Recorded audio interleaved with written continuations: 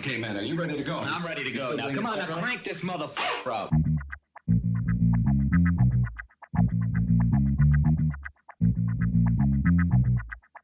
Break it down like this.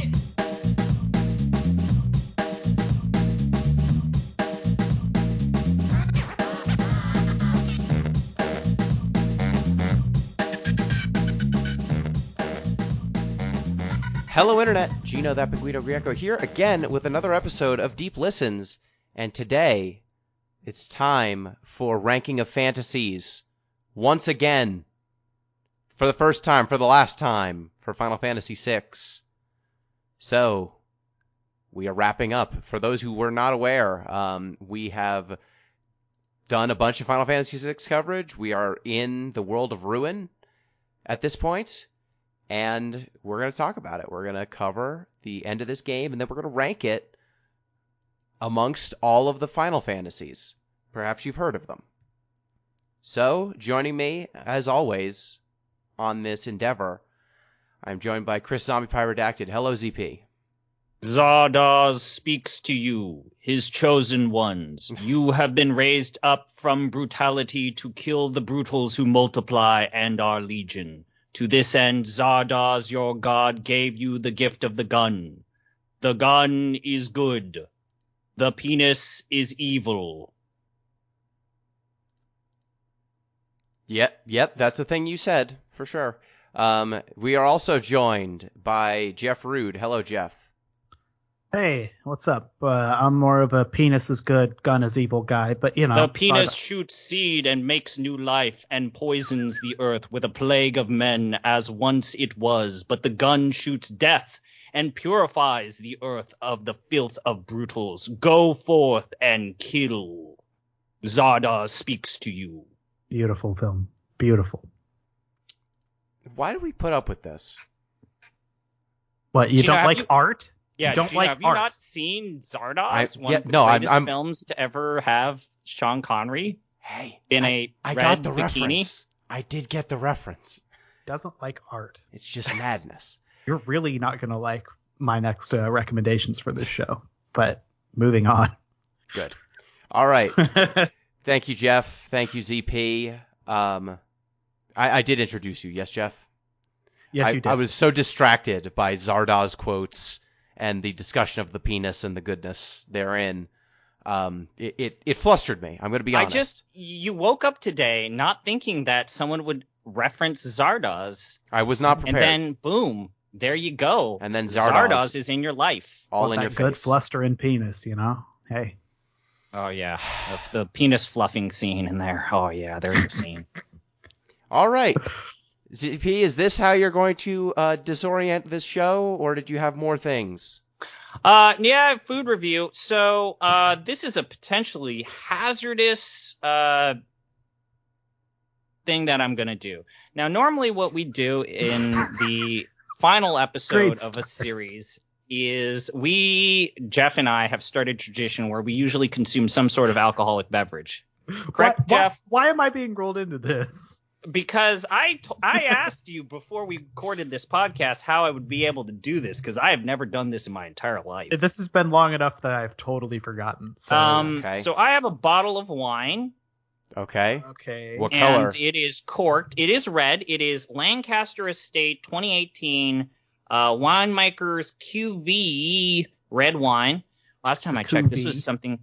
It's Cuvée, whatever that is. Now, here's the trick, and this is why I had to watch a video or so.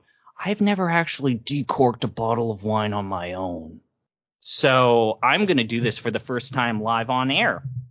Okay, so, all right.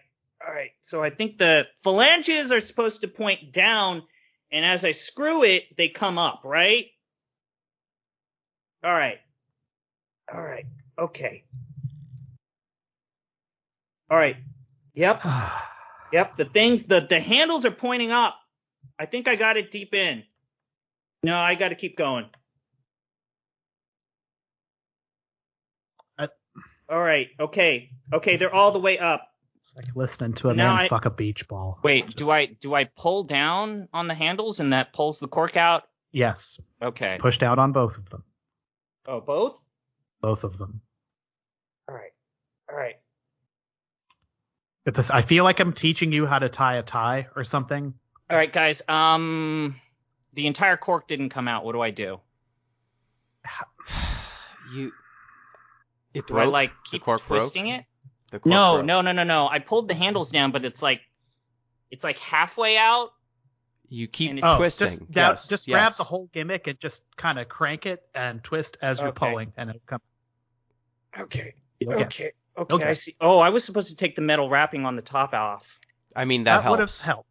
That would have helped. Yes. Once again. Not there we mandatory, but it helps. Okay. So I got this. I think it's like $70 wine. Like, this is too expensive for my blood, but I got it as really? a Christmas gift. Oh, okay. I was going to say you spent $70 on this wine? No. No. Okay. So here's what you should have done, maybe, depending on What? how much of a prick you are or the people who you are with I've got are. cheese. I got cheese. That, and you might want to shake that bottle just ever so slightly, just to aerate it just a wee bit. Okay. I'm Just a little shaking bit. it. Yeah. Ah, yes. Shaking it. I put my thumb on it and I'm shaking it up and down. That's the move, basically. I'm putting my thumb and I'm shaking it. There's an income class of people Shake it, who will be baby. impressed by you doing that. Will be like, yes. Shake it. Yeah. Okay? I shook the bottle. Yes, this man has never opened a bottle of wine before. This does not smell like vinegar, which I was told that's the one thing you're supposed to look for when you smell the wine. It's true. Okay. I'm going to drink this. What's a cuvee? It's a term describing like the storage. It's like literally a tank or wine vat. It usually is like a special batch. Do you hear that that they've done. glug, glug, glug? Yeah, that's wine. I hear that. Okay. Hear that line. M says, "Dear God, don't tell him to shake it that much. Shake it, All baby." right. So I'm stirring it. I put this in a red Solo cup because I don't got fancy cups. That's, we all do what we can to get by. All right. Jeff, do you have a drink or are you going dry? I'm holding in my hand a Kona Brewing Company Big Wave Golden Ale. Okay. Aloha. Gentlemen, everybody who's listening, we finished the game. Gino, I think that despite everything, the words that have been shared, I love you. Jeff, you're a cherished friend as well. Here is to another year of us playing around with Final Fantasy games and having good merriment together. Cheers. Salud. Kanpai. All right. I have water because one of us has to host the show. That's a pretty strong red wine. Does it happen to have the blend on the back of it? It does say blend. Does it break it down percentage-wise, or Let me look. at the risk of being that guy on the final It is 69% Cabernet Sauvignon, Hell yeah. Cab sauce? Nice. Cab. 27% Merlot, 2% Cabernet Franc, 1% Petit Verdot, and 1% Malbec. Malbec.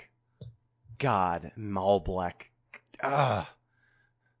This is pretty good. It's just, as you might anticipate, ZP can't tell the difference between a $15 wine and a $25 wine and a $50 wine. Yeah. So here's the magic thing about wine is I'm firmly convinced that you can grade them. There's a price to quality correlation, but it really think I tails top off out at, after like, about $30. 30? Yeah, 30 is where I top out.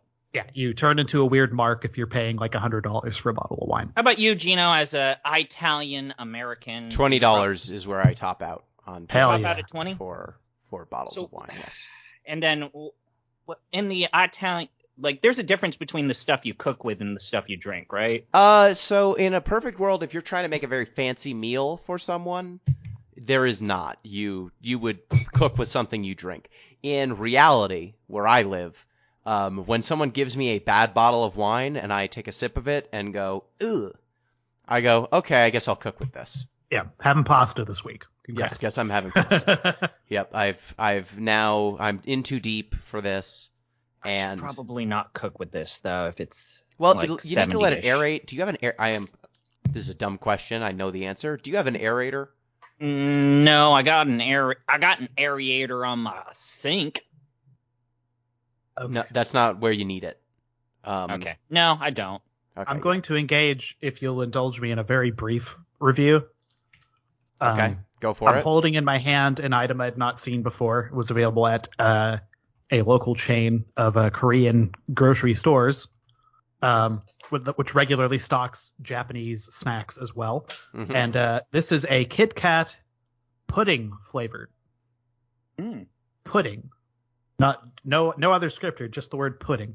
The Kit Kat is a very pale, sort of white, beige skin tone. It's a strange color. It's not white. It's like off-white.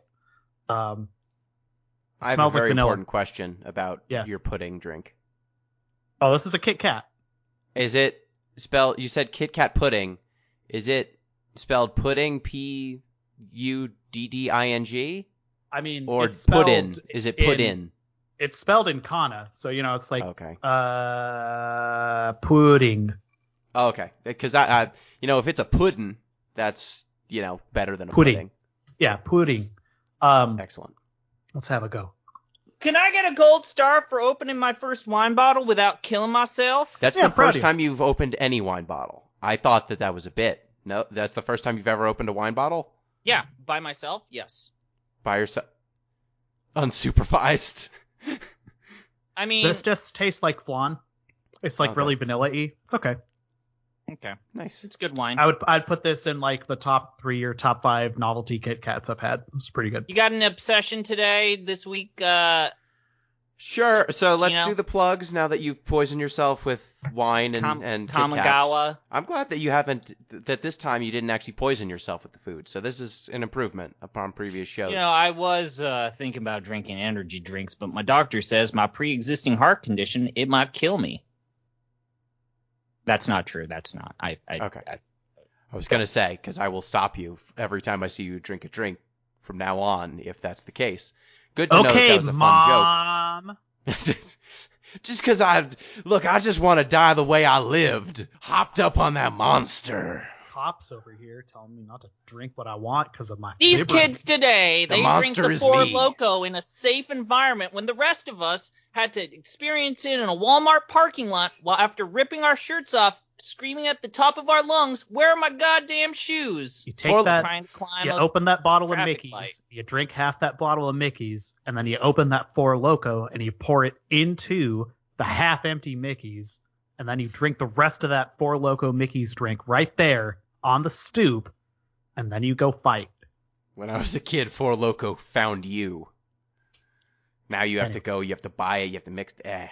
Well, what Plug, I was anyways. saying was, now that you've not poisoned yourself with food, let's do the plugs for the show. Oh, right. We have a fucking Patreon. You can get in touch with the show at Deep Listens Pod on Twitter, deeplistens.libsyn.com. We have our comment sections and Deep Listens Podcast at gmail.com. This is where Gino gets to rub our current number of donations into Jeff and I's face. So we also, you can support the show on patreon.com/deeplistens. If we, I think, get 6 or so more subscribers, y'all need to play Unlimited Saga. Saga. Yeah. So that's You're coming. You're gonna join. What's this about you not joining us? I like how you said in You the no, Discord. no. Gino, You you're- at one point said I would be willing to join you, and then now you realize it's a bad game and you were a coward. I'm willing to join you. You just said it as though Gino is joining us. And I could be convinced to join you, but I did not commit to anything. Nothing. So, yes, that is something you can make. Definitely ZP and Jeff do. Maybe me. We'll find out. If it would get more subscribers, I'll do it. We also have suggestions for the Off the Deep Ends podcast that our new patrons get to offer for upcoming shows on the spin-off show. So, yeah, go ahead. Just subscribe for $1. You get access to our Discord. You get access to To all the sorts of fun things. hundreds of you that listen on any podcast medium, whether it is the RSS feed or Spotify or Apple, please consider subscribing. It's just $1. Gino's been looking at the numbers, Or and the more. numbers are going up. You're allowed to But- do more than $1, Yes. but $1 is the minimum. Yeah. Two's kind of a cool number, you know. Two's a nice number. 100's a better number. I should probably increase my contributions. It's I'm fine. going to increase my contribution. I've been thinking about giving them as gifts. You It's do like your thing. it's like those people that give like, yeah, I donated to a charity in your name for Christmas, and they're like, you did what? I actually That's it? did that. I did that So- as a gift to my mom, whom you've all spoken Yes. to and interacted with. I said, "Hey, Mom, I donated to your local NPR station," and she actually was psyched about that. That's cool. And you probably got a toad out of it. So Yes. for shout-outs, I guess if I'm doing a shout-out this week, I suppose my shout-out would be, have either of you seen the film Nobody? Featuring Let me look this up. Bob Odenkirk. Yeah, the Odenkirk man. Oh, right. This is the one where Bob Odenkirk was like an action hero. Yeah, it's the action dad Bob Odenkirk movie. It's Taken, but Bob Odenkirk. Yeah. So little how much John of it? Wick. It's Could John I Wick, just but ask Bob you a quick Odenkirk. question about this. How much of it is played straight, and how much of it is they make a goof about the fact that Bob Odenkirk is doing a Taken? It is so extreme that I would say it's all fairly a goof. Like the first half hour or so is Bob Odenkirk as a normal man who clearly has a past that he's not talking about, just being repeatedly shit on by everyone in his life. Like going to a job that he doesn't like. His wife has erected a pillow barrier between him and her on the bed. His kids think he's a piece of shit. And then one day someone breaks into his house to steal from him. And he has a chance to like stop them with a golf club. And he doesn't. He restrains himself. And so his son gets like beaten up by the robbers. And then he gets like hit once. And his son's like, Dad, why didn't you defend me? And then he's like, you know what? I've had enough of the world shitting on me. And wouldn't you know it, he has a past involving a certain particular set of skills. And then he just kind of goes on a violent rampage for like the next hour. That is really brutal. And it's fun. It's a fun, dumb movie. Christopher Lloyd plays his father, which is great. And Still the out movie, there working. It starts out very bleak and like, oh damn, this movie is going to be action dad, but way violenter. And then it becomes, oh, this movie realizes it's really dumb.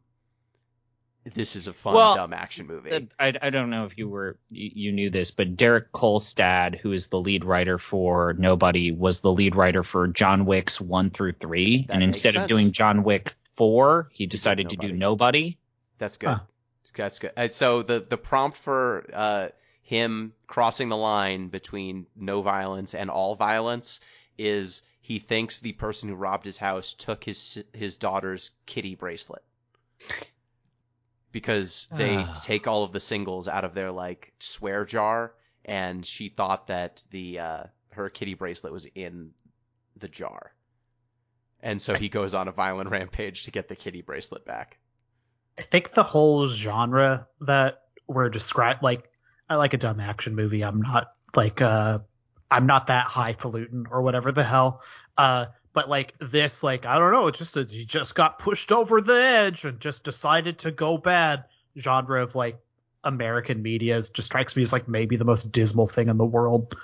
And that's a world with like 100 Marvel movies a year. You're not wrong, but I enjoy Bob Odenkirk's particular spin on it, where it's very clear that he was a bad dude before he settled into suburban life, and is like at one point he steps into a tattoo parlor to ask someone for information about the person who robbed his house, and he says, "I'll pay you," and he takes out a money clip, and the dude behind the desk like takes out a bat, and another dude like steps up behind him and they surround him, and he says, "I believe there are 3 types of people who would hold up this much money in a place like this: an idiot, someone who's desperate, or someone who just is begging you to try and take it from him." And someone sees a tattoo on his arm and then leaves and quadruple bolts the door behind him, which is great. Watch it. It's better than you think it is. So, without further ado, it's time to discuss Final Fantasy VI.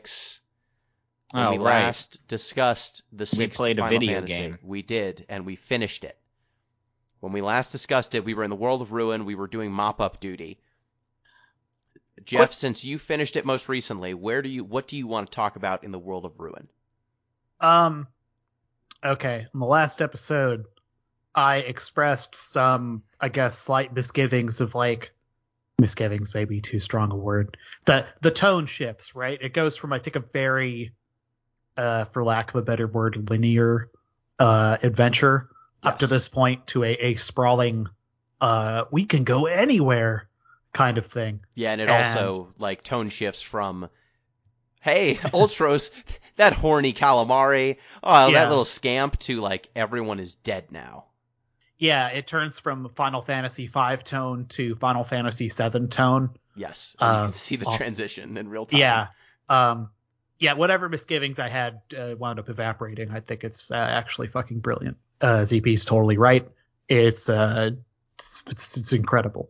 I think that again, it's something kind of ruined, similar to I don't say this as an actual Metroid Prime is like Citizen Kane, you can play it over and over again, just you can watch Citizen. It's the whole plot reveal about Rosebud has been ruined to time. I think the better comparison would be Aerith fucking dies in 7, right? But at the time, people had their minds blown as a result of this shift of yo, your heroes lost.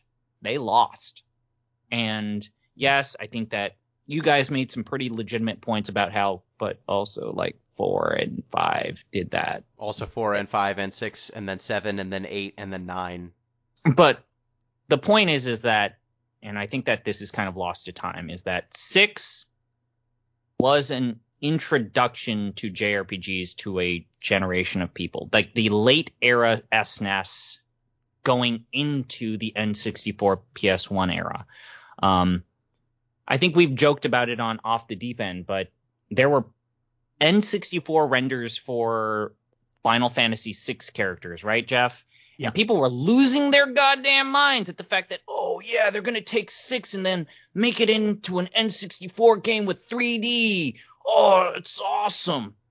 That's how much this game was beloved by an entire generation of people who continue to use it as a barometer of sorts. Yes. They certainly do.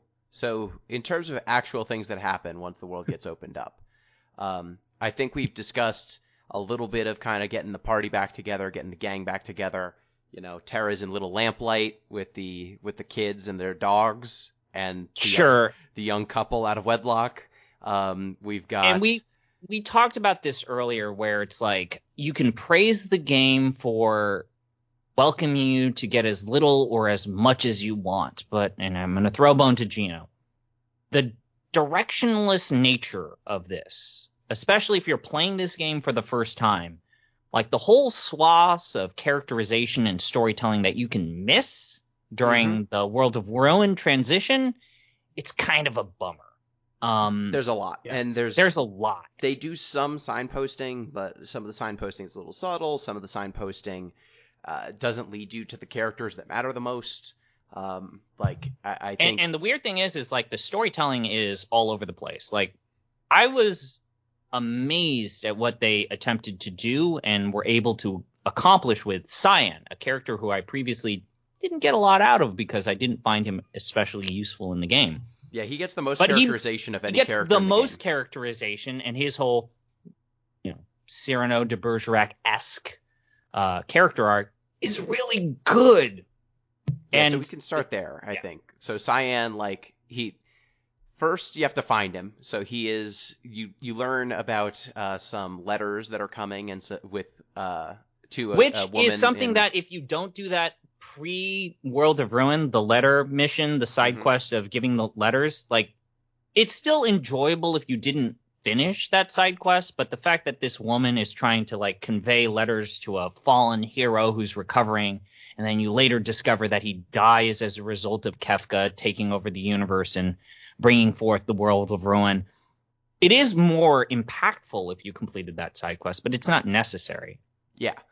Definitely. And I didn't complete the side quest, so I think it plays out pretty well even without it. But Cyan, we find that he is sending letters to a woman. I don't remember which town it is. What is the town? I forget as well. Miranda. I mean, the towns all look the same, so it's hard to remember them, except like South Figaro, because events happen there. So when you go to South Figaro, not South Figaro, you go to Miranda, you see a pigeon carrying this letter. You can follow it back to Zozo, which is the town of poor people, which of course is, full of crime, which, boy, oh boy, that still sucks. You can then find an entrance to Mount Zozo, which is a mountain that's, I guess, adjacent. It's a dungeon that's adjacent to this town. Which is itself a dungeon, yes. Basically. It's a dungeon within a dungeon. At the end of that dungeon, you find Cyan in a room full of origami flowers and with a letter writing table, kind of in the mountains. Which, good on him for carrying a table into this cave that he's living in. And he's kind of living out his life in solitude, kind of getting over the loss of his family still, and making up for the loss of his family by writing letters to this person who's lost their loved one. He rejoins you and he doesn't want to talk about the letters he was writing or anything. I think you could find like an embarrassing magazine or something in there too with him.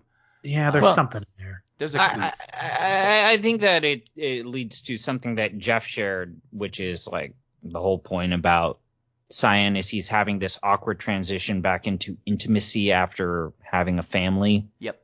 He's trying to adapt into like, oh, right, I need to like, I like companionship, which is actually one of the better storytelling items here is this older gentleman struggling to like move on from his previous social stock in his relationship to like trying to rebuild, which is the theme with the World of Ruin that I want to praise is like this overarching theme of characters wanting to rebuild rather than go back to being a hero. You get so many of these characters who their whole point, especially with Terra, they don't want to be heroes again. They just want to move on and live with this looming specter of Kefka. I mean, that's the whole point of when you first meet Terra, where it's like, I'm done. I don't want to be your superhero that you want me to be. I just want to raise these kids. Yeah, because doesn't she have a line where she's like, as a woman, I want to know love or something? Right, and admittedly, yes, it is a very heteronormative theme, but it is also like, I think I can kind of relate to like, guys, we lost. It's time to move on. Yeah, well, I mean, Setzer is a drunk. Edgar is basically trying to save his city, trying to still do like hero stuff. Cyan is saving people from buildings. Not Cyan, Sabin. Cyan is writing letters. He's got a pen pal. Locke's Terra just gives out up. there doing Locke stuff. Locke's just continuing to not get over the one girlfriend he ever had. And I think that it is interesting how you can count on one hand the number of people who, when you first are your Cellies for the first time, trying to reform the group. Like the number of characters who are like, yeah, let's reform the group. You can count it on one hand. Like it's Sabine. You have to do side quests for everyone else. But or Sabine wants you to kind of discover like his lost master. Garu. Gao, you need to give him some more jerky. Gao, he joins, but then also he's like, hey, you remember that stuff with my dad? It's like, I understand, Gino, when you say that like you have like later entries in the Final Fantasy franchise kind of put this to shame in terms of the characterization, our notion of characterization. But at the time, I think that they accomplished a lot with a little. They did. Like they imply a lot of stuff that is not in the text. That I think it gives your mind the room to fill in the spaces. Right. And this returns to us talking about Cyan, right? Like the pen pal notion, and like he's trying to develop this sense of intimacy with this woman who he's started a correspondence with, and then slowly you start to bring the two together. Yeah, and once you've gotten Cyan, you can actually go back to is it Doga, the name? No, Doga is not the name of his city. It's Doma. Doma. Doga is a character from Final Fantasy 3. And get more Cyan. Tell me about family Doga's story. card. Yeah, so when you go back to Doma, you get his he can fall asleep, and then you have to enter his dreams to fight the Dream Lads. They suck, and his dream is mostly just like you see a little bit of Phantom Train, you see some MC Escher locations, and then you fight the Dream Lads and an evil monster that's possessed his soul, and it's like the spirit of regret. And then you kick the shit out of it, and Cyan's like, you're right, I should get over my grief. And he moves on with his life, and his ghostly wife and child kind of say, move on with your life, Dad. Which is cool. And then you get a rock. You do. Right? You get a sweet Magicite. I don't remember which one. Let me You're see. continuing to get more rocks, though, and mechanically, like, I guess, there are new spells, but, like, the real shit is they're teaching you some of the same spells at, like, a much faster rate. So this is the point where you can start turning into a monster person and be like, I could teach everyone Fire 3 if I just shift these Magicites around. Right, Everyone would know Fire 3. And it wouldn't take that long, especially if it's like times 10. And you go to that forest up there where those dinosaurs are, or you go to like the Mage Tower, and then the Cultist Tower, you can really grind AP. So if I just and then I back out and then use a tent, and then go back in, and then you put the rocks. Jeff, as someone who's giving me a hard time for Yep, the way I that know. I am playing I know. Ogre Battle 64, which is a deep cut, Gino, I get it. But I'm playing the off the deep end game the absolute worst way possible. I feel like we need to give Jeff a hard time for how he is playing. Yeah. I actually will limited later. myself pretty far for this too. I feel did like not. This is something that Gino and I have pointed out. Like, you don't need to play the way that Jeff is playing this game. No. Like, I've minimally, I don't know, Gino, I think you and I have both, like, we've not really grinded at all with our characters. And no, we I did haven't perfectly faced a fine. random battle in the entire second And- half for the most part. Similar to you, I got Mog in my party. I got the Moogle charm. And, like, I feel like when I was able to disable, this is something that we said in Final Fantasy VIII, right, Gino? Yeah. Yeah. Once you are disabling able encounters. to disable the random encounters in a Final Fantasy game, it gets demonstrably better. It does. The pacing stops being bad when you do that. I mean, the only time I wound up abusing. dungeon where this is really makes the dungeon better. Yeah, the Cultist talk Tower about is the only point where I abused the Moogle metal, it's and not it just abuse if flopped. that's all it does. Well, Yeah. fair enough. The only time I really utilized it, I guess I'll say.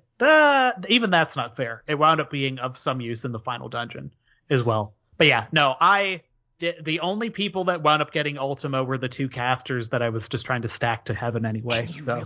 You really don't need more. You really don't need to even get Ultima to be able to finish the game, and you're just playing it hyper optimized. But yeah, I will say, yeah. the one thing that I appreciate about this game, especially when I was like replaying 9 and 8 and even 7 a little bit, I decided to play replay a little bit of. I appreciate a Final Fantasy game having magic not be shitty, and like magic is actually really useful. In fact, the way to play the game, because it's fantasy, and sometimes the use of magic is the way that these games insert themselves into the fantasy genre. And the Esper's practicality, I think we've talked about it. Some Espers are useful, some Espers are not. Some Espers are just, I'm going to get your, as Jeff points out, which we're quoting, noted piece of shit, Jim Cornette. Thank you, fuck you, bye, with the Espers. It's like, I'm going to get your passives, and then you are dead to me forever. Yeah, but like I like the variability with these Espers, and I like the fact that I can really... I felt like with the end game, I was solidified with my party composition, and it's like, I am not going to experiment with these weird blue mages. I'm not going to experiment with these... I got Go-Go, or the Mime, but That's I Go-Go. didn't use them. yeah. I didn't feel inspired to use them. I didn't feel inspired to use my ninja. I didn't feel inspired to use Celis outside of the 2 or 3 boss battles where her runic ability was useful, but I was certainly happy to get new stats and buffs with my characters, but I didn't feel like they were especially necessary. There are a ton of extra magicites you can get once you get out of the world. Once you're in the world of Ruin, they really do a good job of making sure that every single environment has a cool thing to do there. Like Narsh has a bunch of stuff. Once you get Lockback, you can steal stuff from all of the houses, which gets you cool items. You've got, like we said in Doma Castle, after you defeat Rexol, the thing that is tormenting Cyan, you get the Alexander Magicite, and you get Masamune. When you find, there's actually a secret dungeon you can find underground if you use the Figaro Castle to move from location to location. There's an underground, basically dungeon down there that's trapped in between the two locations that you can go and raid, and that's how you get Odin. And then if you do some specific like moves in that environment, Odin can get upgraded to Raiden, yep, and he just becomes stronger. There's a lot of cool stuff just for like going and picking stuff up. So in terms of story beats, Locke's story I feel is it's kind of interesting. I want to talk about it. Sure. So you need to go to a Go ahead. cave. You like skydive into a cave where Locke, apparently the Phoenix Magicite is, and Locke is out ahead. He's trying to get the Phoenix Magicite because it will have the power to revive his embalmed girlfriend who lives in his basement. But it's okay. It's very cool what he's doing. Not his basement, by the way. It's like a weird shaman. It's a weird shaman. Right. Yeah. He's like paying a weird shaman to keep him. Yeah, just some guy. from the Like, hey, basement. I forget what is the location of the city that you can like really. I mean, if you don't go to the city where you first encounter this, like this is kind of like the first moment where it's required to see like that, like Locke is keeping his lost love in stasis. But just normal embalming stuff. Just stuff you do when you're a normal guy. So he jumps into this cave. You have to follow him. It's a pretty long dungeon with some like lava puzzles and stuff. But once you have to split the party too, which is kind of annoying. So you can only have Mog in one party, so the other party has to deal with random battles. So I basically had Mog in one party with mooks, and then the other party just full of murderers. Right. So that that's I could get through basically combat. what I did. Is Mog had a party that was weak, and then the other party just was stacked. Yeah. So they like once you get to the end of it, Locke gets the Phoenix Magicite, and it's also kind of cool because when you meet Locke, like as you're going through the dungeon, there's a bunch of treasure chests that are empty, and when you meet Locke, he's like, this is all the shit. I stole all of it, which is fun. He gets the Magicite. You then go back to see his embalmed love. He uses the Magicite to revive her, and in reviving her, it breaks the Magicite. So she wakes up and is like, oh no, you need the Phoenix Magicite in order to save the world. I will sacrifice myself to become the Phoenix Magicite. And Guess also, I'll die. and also, let me just say, you embalming me was totally cool. You shouldn't feel guilty about anything. If you're hot for anyone, date them. Bye. Date Celis. Bye. Boys wrote this. Bye. Yes, then you get the Phoenix Yeah. Magicite. She sacrifices herself to become a summon. Yeah, she gets like 3 lines, and they're all like, you were so good to me. It was very cool how you led me into a death trap, and then I lost my memory, and then you abandoned me. That was very cool. And please move on with your life. Somewhat correlated, perhaps. By the end of the game, I was like, I think my killer's row is going to be a set of 4 people that includes Locke, and slowly over time that turned into, I think it's going to be a killer's row of 4 people that includes Cyan instead of Locke. You can make it work with anyone. You really 4 can. characters, so. But, if I'm going for, this story actually holds up throughout the course of this game. So, Cyan might be a better character than Locke. Yeah. Just gonna Or put that judging out. purely by storylines, absolutely. Yeah, just gonna put that in the mail and send it to my teenage self. Be like, maybe when you're naming the characters in this game, just don't blow your wad the first chance you get. The first hold dude out who shows up. Maybe don't name after yourself. Yeah, you know. But, I mean, there's something about this game that reminded me, as someone who has admittedly been a PC gamer by trade and then come to the JRPG genre thanks to Gino. There's a lot about Final Fantasy VI that reminded me of old school BioWare storytelling, where every character you know for a fact has a subplot or a side quest where you can find out what their deal is by increasing your relationship with them and then having them manifest their trauma or like backstory. There's an element to Final Fantasy VI during this part of the game. I think that the one point of criticism that I would say is that, like, oh, hey, you're back in my party. Sometimes I don't know that I can also find out what your whole deal is. Yeah. Like, yes, you find Setzer and he's a drunk, literally just consuming and like pickling his liver. And you have to do his side quest to get the airship. Which I feel like this is something that we need to talk about. Who are the required characters and who are the optional characters? Sabin, Setzer, Celes, Edgar. Yes. Yeah. Those are the 4 that you have to get. Which is not the 4 I would have picked if I was designing the game. Yeah, I feel like we talked about it in the last episode, but I think I don't know, this is maybe my read on it, but I think they got Setzer in there early because they're like, okay, guys, we know he's not exactly cool, but have you considered he had a friend who died? Have you also considered you're not he has say the anything airship? Mean about him now. He has the airship. You need the airship guy. Yeah, I don't know. I think they got him out of the way early, and it's not like he's a completely useless character. None of the characters, as we've mentioned, are like completely useless, bar some optional things I guess we'll talk about. Yeah. But yeah, he remains a turd throughout, but he's got an airship, and he seems, even though he doesn't really pilot it anymore, he's perfectly content to let you, the player, sit up there and like drive the boat. So I don't know. That's okay. Maybe they have like strict like, I don't know. You go out in Lake Washington here. Okay. Seattle. I just want to say. Everyone. No, I'm going to tell you a story about Seattle. If you walk around Seattle, God damn it, there's marinas. There are people out there who are looking for day work by the marinas, and you can hire them.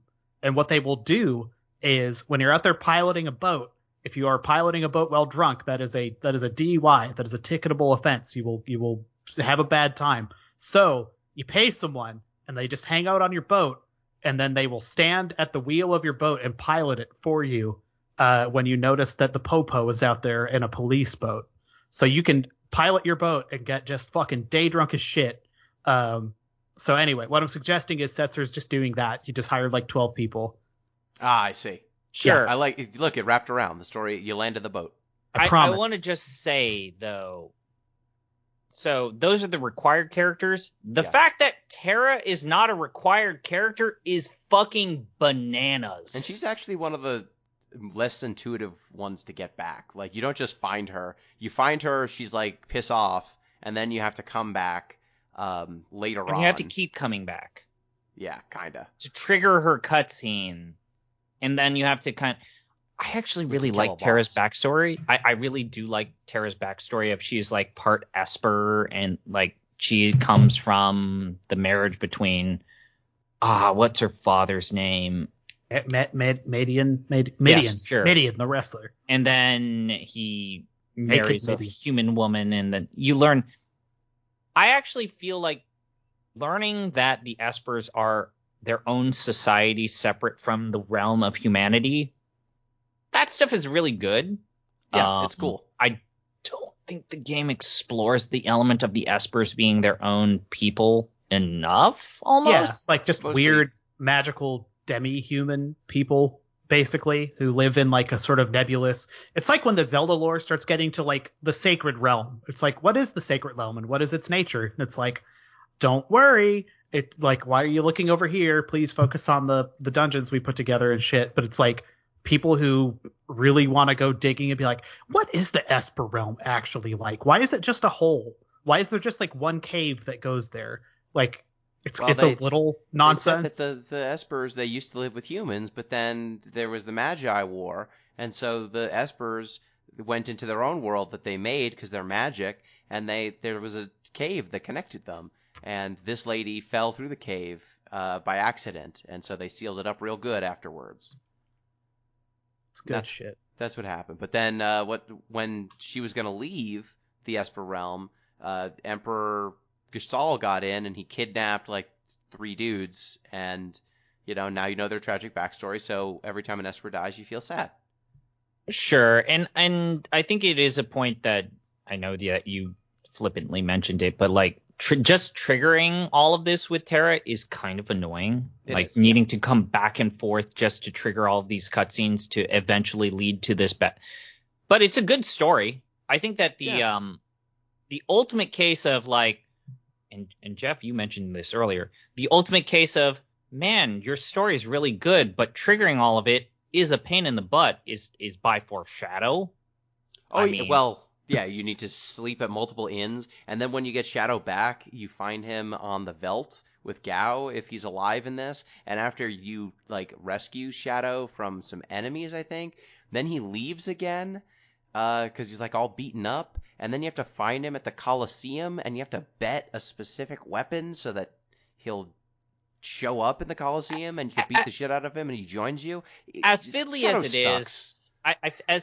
it is, like, it's a good storyline, and I hate to say this, but if you had been playing, especially strategy role-playing games like the Fire Emblem franchise, it's not too out of the norm in terms of like, hey, here's a completely optional character that, like, even role-playing games, but particularly strategy role-playing games, had to have, in quotations, the hard one. Yeah. Where it's super obtuse in terms of how to bring them into your party, but it's the hard one for a reason. Can we talk about the Colosseum? Sure. Go ahead. The Colosseum is not my favorite part of Final Fantasy VI. Mm-hmm. Okay, so, and this will come up on the Ogre Battle 64 pod, I suppose, as well. So games, right? Yes. Classically, think back to your Pac-Mans and your Tetrises. Like, there's a nice tactile, like, you like to control stuff, you like to move the guy around. You control the game, yes. Yeah. So what if you didn't? What if instead they just fought? Yeah. So like there's an arena, and Ultros is working a counter there because that's funny, and like, yeah, okay, it's cute. So the deal with the Colosseum is you send in one single party member, you bet an item, just any item from your inventory, and based on what you have put up to bet, you will fight a preset monster that exists somewhere in the world, and the fight will just happen automatically, and you will either win or you will die. And if you win, that item will be basically transmuted into another item. It'll be upgraded. Yeah, upgraded, yes, in pretty much every instance. So there is a lot of potential for item manipulation here, like, just by nature of what it is. That, like, this is where the Wind God Gao stuff comes in, where it's like you get something out of this where you can equip a bunch of, like, swords that give him, like, a really high physical attack, and then, like, a 1 in 4 chance to cast, like, arrow, and just, like, turns Gao into a, one of those, like, food processors, basically, but for, like, sandworms. But practically speaking, it's just, like, in order to really get good things rattling out of this, you need to be playing this game in such an optimized way. And, like, you guys throw shit at me probably fairly that I played a lot of this game for fun, but I would say I did not necessarily play this, like, optimized, because if I did, I would have probably gotten into this Colosseum shit, and I noped, like, right the fuck out. Like, it's a bad time. If you want to be successful in there, you need to be, like, gearing up such that, like, you need to be setting yourself up for success, right? So there are items and weapons in this game you can equip that are just, like, insta-kill items, basically. They'll cast Vanish, or they'll cast Death, or whatever on hit. And certain strats in there apparently just rely on that, just, like, gear specking, equipment checking yourself to a point where you can't lose. And save scumming. And save scumming is the other part of it. Yeah, just like you eventually the math will break and I'll beat this character, which is already, frankly, kind of an ask when you get into the auction house stuff. which is also optional. But another layer of that was just no. We ain't gonna do that. No, thank you. The auction house here and the Coliseum, I think, are two of the weaker side quests for sure. Yeah. Sure. So, speaking of some good side quests, I think getting Umaro or Gogo is fun. It's fun. I wish the characters were better, but yes, I like it's fighting fun. Umaro. Those and dungeons having are this extra great. dude. Yeah, I like going into the Zone Eater's stomach and fighting my way to Gogo. Sure, just and been I know hanging that. out in this worm stomach. Sure, and I know that I've been using the word fiddly a lot, and Edgar's side quest is fiddly in terms of when you go back to Figaro's castle, but it feels like one of the most complete side quests to complete because it has an arc and it has a level that you're used to seeing pre-World of Ruin, and it culminates with a boss battle. I think that's the weird thing is like sometimes these storylines culminate with like big cinematic set pieces and boss battles, and some of them are just like, oh, you meet these two characters together, like you progress the story and you see a cutscene. Yeah, here's Gao's dad. He puts on normal clothes. He says hi to his dad, and his dad's still like, "You're a monster." And then Gao's like, I guess I gotta deal with that. And here's Sabin. He's gonna have a Dragon Ball Z fight on a house briefly. Yep. Well, I loved Sabin's route because Sabin's is good. Sabin's is really good. It's just two bros broing out, and then just like he's a muscular dude who does suplexes and stuff. Of course, he's gonna just totally bro out with his old master. But yeah, Edgar's side quest I think is the complete doyen of this is way more involved than some of the other side quests that you get. What do you mean? As well as Terra. Just going to Figaro's castle, the underground, exploring thing? Exploring the underground, and it's like, hey, if you want Edgar, you gotta complete the dungeon. Okay. Yeah. And then that's ultimately cool. that leading to the blue dragon fight, which we haven't talked about it, but there's like this weird notion of like, yo, you got to collect all the dragons. There are dragons in like every dungeon, and some of them are like very lethal, some of them very much not. But they are running around on the map so you can see them, which is good. And then you. An idea is so good, they just put it in Chrono Trigger for every single fight. Right. And there's some pretty clearly illustrated elemental affinities with the dragons. Like, for example, the blue dragon is vulnerable to poison and slow, which makes him very easy. But more obviously, he's a water dragon, so he's weak to lightning, which again leads to this game's basic tenet of, the magic system is important because magic is technically dead in this universe. You should use magic because no one's used to it. Yeah, but you can kill all of the dragons, and I think if you get some cool item if you kill all of them. I didn't bother. You get a magicite called Crusader. Yay! My favorite imagery. Knights of the Round. Yeah. It gives you, I think it's either Ultima 10 or Meteor 10, and then Meltdown is the other spell it teaches you, which has some different name in the original localization, but it's basically Meltdown. So I think that just leads us to like the last couple of side quests, because it turns out that really this game really does just present, here's the door to Kefka, but so Mog has some fun little bits with the ice dragon, and then I like how Mog leads to a new character. I like how it's like, but if you keep going further into this world, I think there's an old friend of mine's, and then that leads to Umaro, who we've mentioned. Umaro is a noted piece of shit. You should not play Umaro. There's use cases for him in the Coliseum to give you an idea of like the kind of character that he is. But like Jeff and Gino, as people who have played more of these games than me, has the Berserker class in a Final Fantasy game ever been good? It's never been good. It's had its places. Yeah, as I was alluding to, it's like there are strats people have come up with. They're just like, if you want to. You could do that. Like, you look at a walkthrough for these games and there'll be like a boss fight, little breakout box, and it'll be like 2 paragraphs and then like a line at the bottom.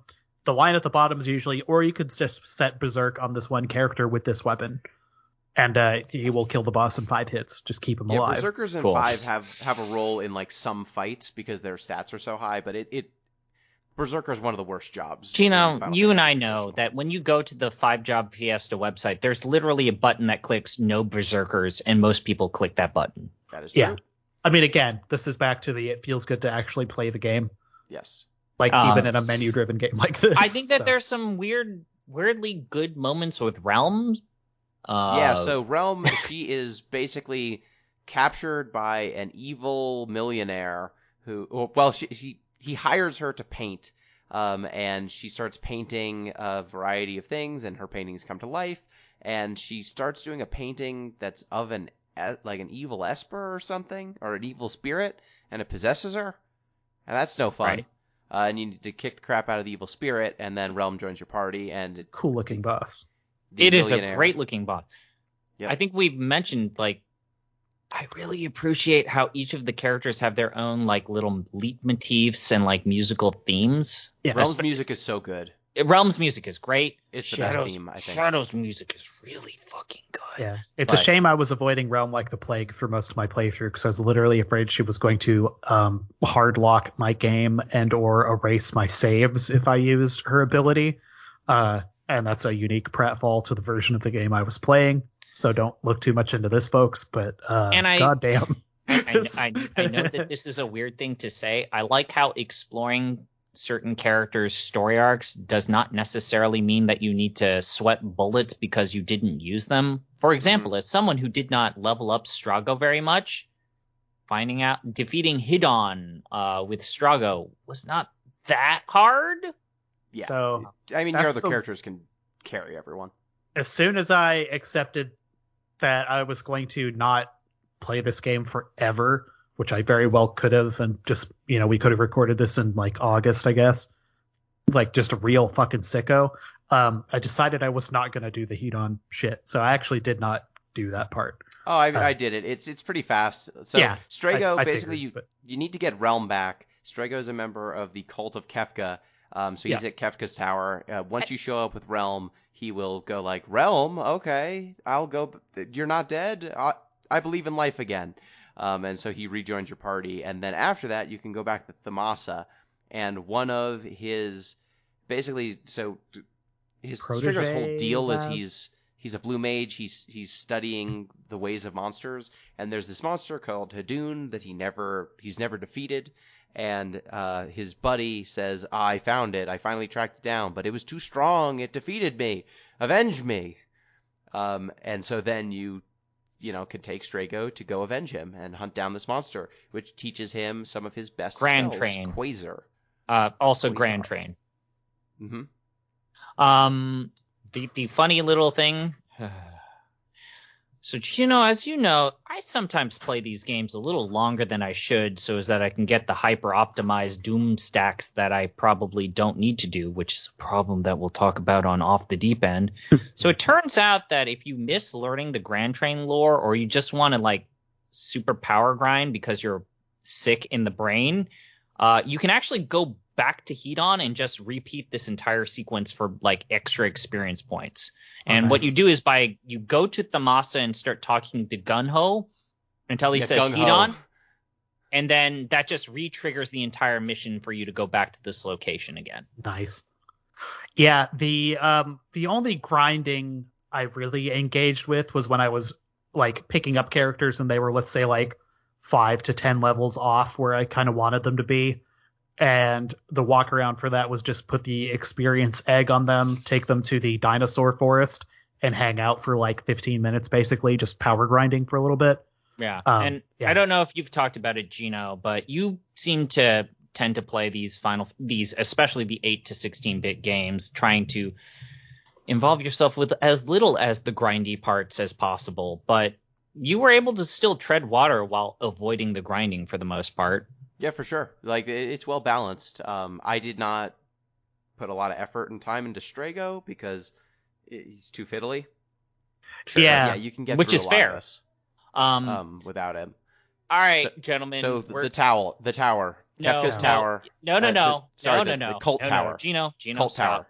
Cultist Gino, tower. There's a different tower we need to talk about. Cultist tower, the one with the yes, cultists, the where the Fanatics magic. tower, and then also like I don't know how many of you got all of the 8 dragons and did Doom Gaze. I want to talk about that as well. I killed Doomgaze, but not the dragons. But yeah, let's talk about the Fanatics Tower, widely regarded as the worst level in the entire game. Yeah. Look, you fucking people know how I feel about this game, right? That dungeon sucks ass, man. Yeah. It's Explain why, Jeff. It's frankly, it's a difficulty spike is like the short version of it, just like a really abrupt like vertical rise if you've not been like keeping up for whatever reason. It's like in that sense, I'm like, yeah, boohoo. But it's kind of more than that is the problem. It's a lot of like instant death spells. There's also a rule about what you're allowed to do on Fanatics Tower. You're unable to use any of your physical attacks. Yeah. So if you've is not, a bummer. Yeah, it's a major bummer. So it's like, okay, some decisions have been made for me, aka taking away player control, kind of a theme of like things that feel good and things that don't. So okay, and then just the environment itself is also, hey, remember those like kind of skyscraper looking buildings in Zozo? What if we just took one of those tile sets and just looped it about 5 times? So it's just you ascending a staircase. And then once you get to the top of a screen, which is, let's say, like, 2 scrolling screens tall for argument's sake, you then just get to a second set of that same staircase. It just it's the Mario 64 staircase, basically, but brown. And it has the 2 or 3 shots I gave this thing before I said, fuck it, I'm just going to use the Moogle. It was like 0.8 on the Xenoblade Chronicles X index of this music is going to make my partner leave me level. It's got a very eerie choral quality to it, is I guess the polite way to put it. And the bad way to put it is it sounds like a SNES trying to make a human vocal sound, which is a very specific bad time. So it's just this dismal atonal choral noise looping up these stairs, fighting, frankly, kind of frustrating fights. And this is not pretty. Culminating with a boss. Oh, sorry. You go ahead, Gino. Well, first you get the item, which is the Soul of Thamasa, which lets you cast 2 spells in a turn. It gives you twin cast, which is cool. Which is why this dungeon becomes frankly worth it, unfortunately, because you have that, and a lot of this game kind of just is game over. Like stick that on a good caster, you're done. I mean, yeah, keep talking. I'm sorry. But I do feel like there's something about this game that is very much, if you put in the time, game over. Yes, this is just a victory lap item, I guess, in some sense. You pick up this item and then you're immediately cast into a boss fight with the Magic Master, who you can only use magic. He changes his elemental affinities, and he absorbs everything that he's not weak to, which is super annoying. When he dies, he casts Ultima. On you. Yes. As a last gasp, well, which if your party isn't very leveled, you will die to. Yes, or your life 3 on people. Yeah, you put life 3 on everyone and you should be good. So yeah, re-raise will do it. There are 2 strategies, basically, if you're not over-leveled to beating Magic Master. One is drain him of all of his MP. Sure. Rasp and Osmos will work very well on Magic Master. 2 is you cast re-raise on your whole party. There's a third strategy that I ended up looking up that is also very funny, which is that to reflect on yourself? No, you cast Berserk on him, and he doesn't perform any magic, and he just does really weak physical attacks because apparently, works. Yeah, that's a fun. What if I told you another strategy is to get Umaro in your party because he will always use physical attacks? Yeah, and that's the one. This is the one time in which I ended up using Umaro because Umaro's physical attacks are the only physical attacks that don't ignore the rules in terms of physical attacks. But I don't know. I gotta side with Gino. Like climbing the tower, even if you have the Mog Charm and only needing to use magic or items, kind of sucks. Yeah, it does. This is a low point in the game. But I will say, like, such a cool item. To give Jeff a bone, because I feel like placating both of you, the treasures you get for this slog make it worth it. Yeah, like the Soul of Thamasa is pretty useful, and it does feel like, I mean, let's just recognize it. The Fanatics Tower, I think, is optional. You don't need to do it. That's and true. As like New Game Plus, or like we put in this extra dungeon for those of you that have already played this game and want something tougher, it feels appropriate in that context. And Final Fantasy games always tend to have the tough dungeon. Even 9, even 8, even 7, even all of the games that we've played recently, there's always been the tough dungeon, right? Yeah. I just feel like it really sucks that you almost feel like you feel obligated to play the Fanatics Tower because there is a storytelling reason to go there, right? It also kind of sucks that it's just a lame dungeon, like lookout-wise. Like the hard dungeons in other games, even if they're quote-unquote the challenging one, they usually feel appropriately unique. Whereas this one looks like Zozo Tower. You know, good music at least, which this is, it's not even unique music, which I guess we'll get to. But yeah, it's like the kind of up and Research down. Center in FF8, like that's super. It's this abandoned thing in the corner of the map that is like this abandoned research facility with a subterranean basement that goes to like a horrible winch that. Like, it's got puzzles. The final boss down there, you pull up with a winch, and then he murders you. Like, there's a lot of cool stuff to, like, that one specifically. I know that I've joked about this whenever Gino streamed, but after we play a couple of Final Fantasy games, notably 3, I feel like we are really equipped as a podcast to start talking about what we think are the 10 worst dungeons in franchise history.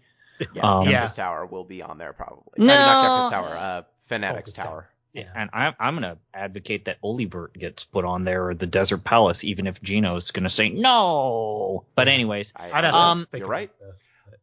So going to Kefka's Tower, when you eventually go to Kefka's Tower, Doomgaze kind of sucks. So he's similar to Ultima Weapon, not Ultima. Is it Ultima?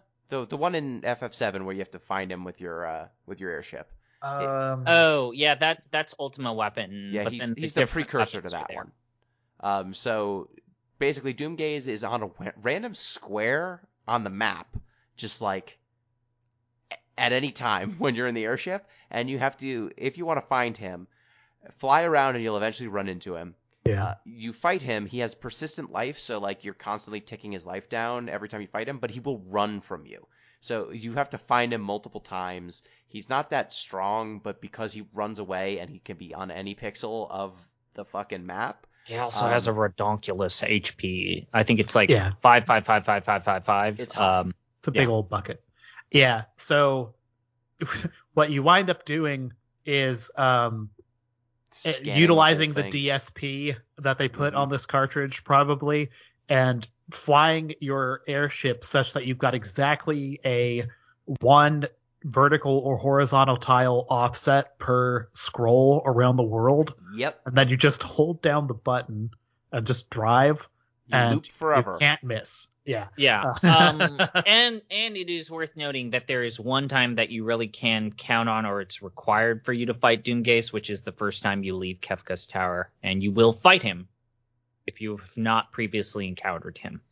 Well, I didn't leave Kefka's Tower, or he was dead when I left Kefka's Tower. One or the other.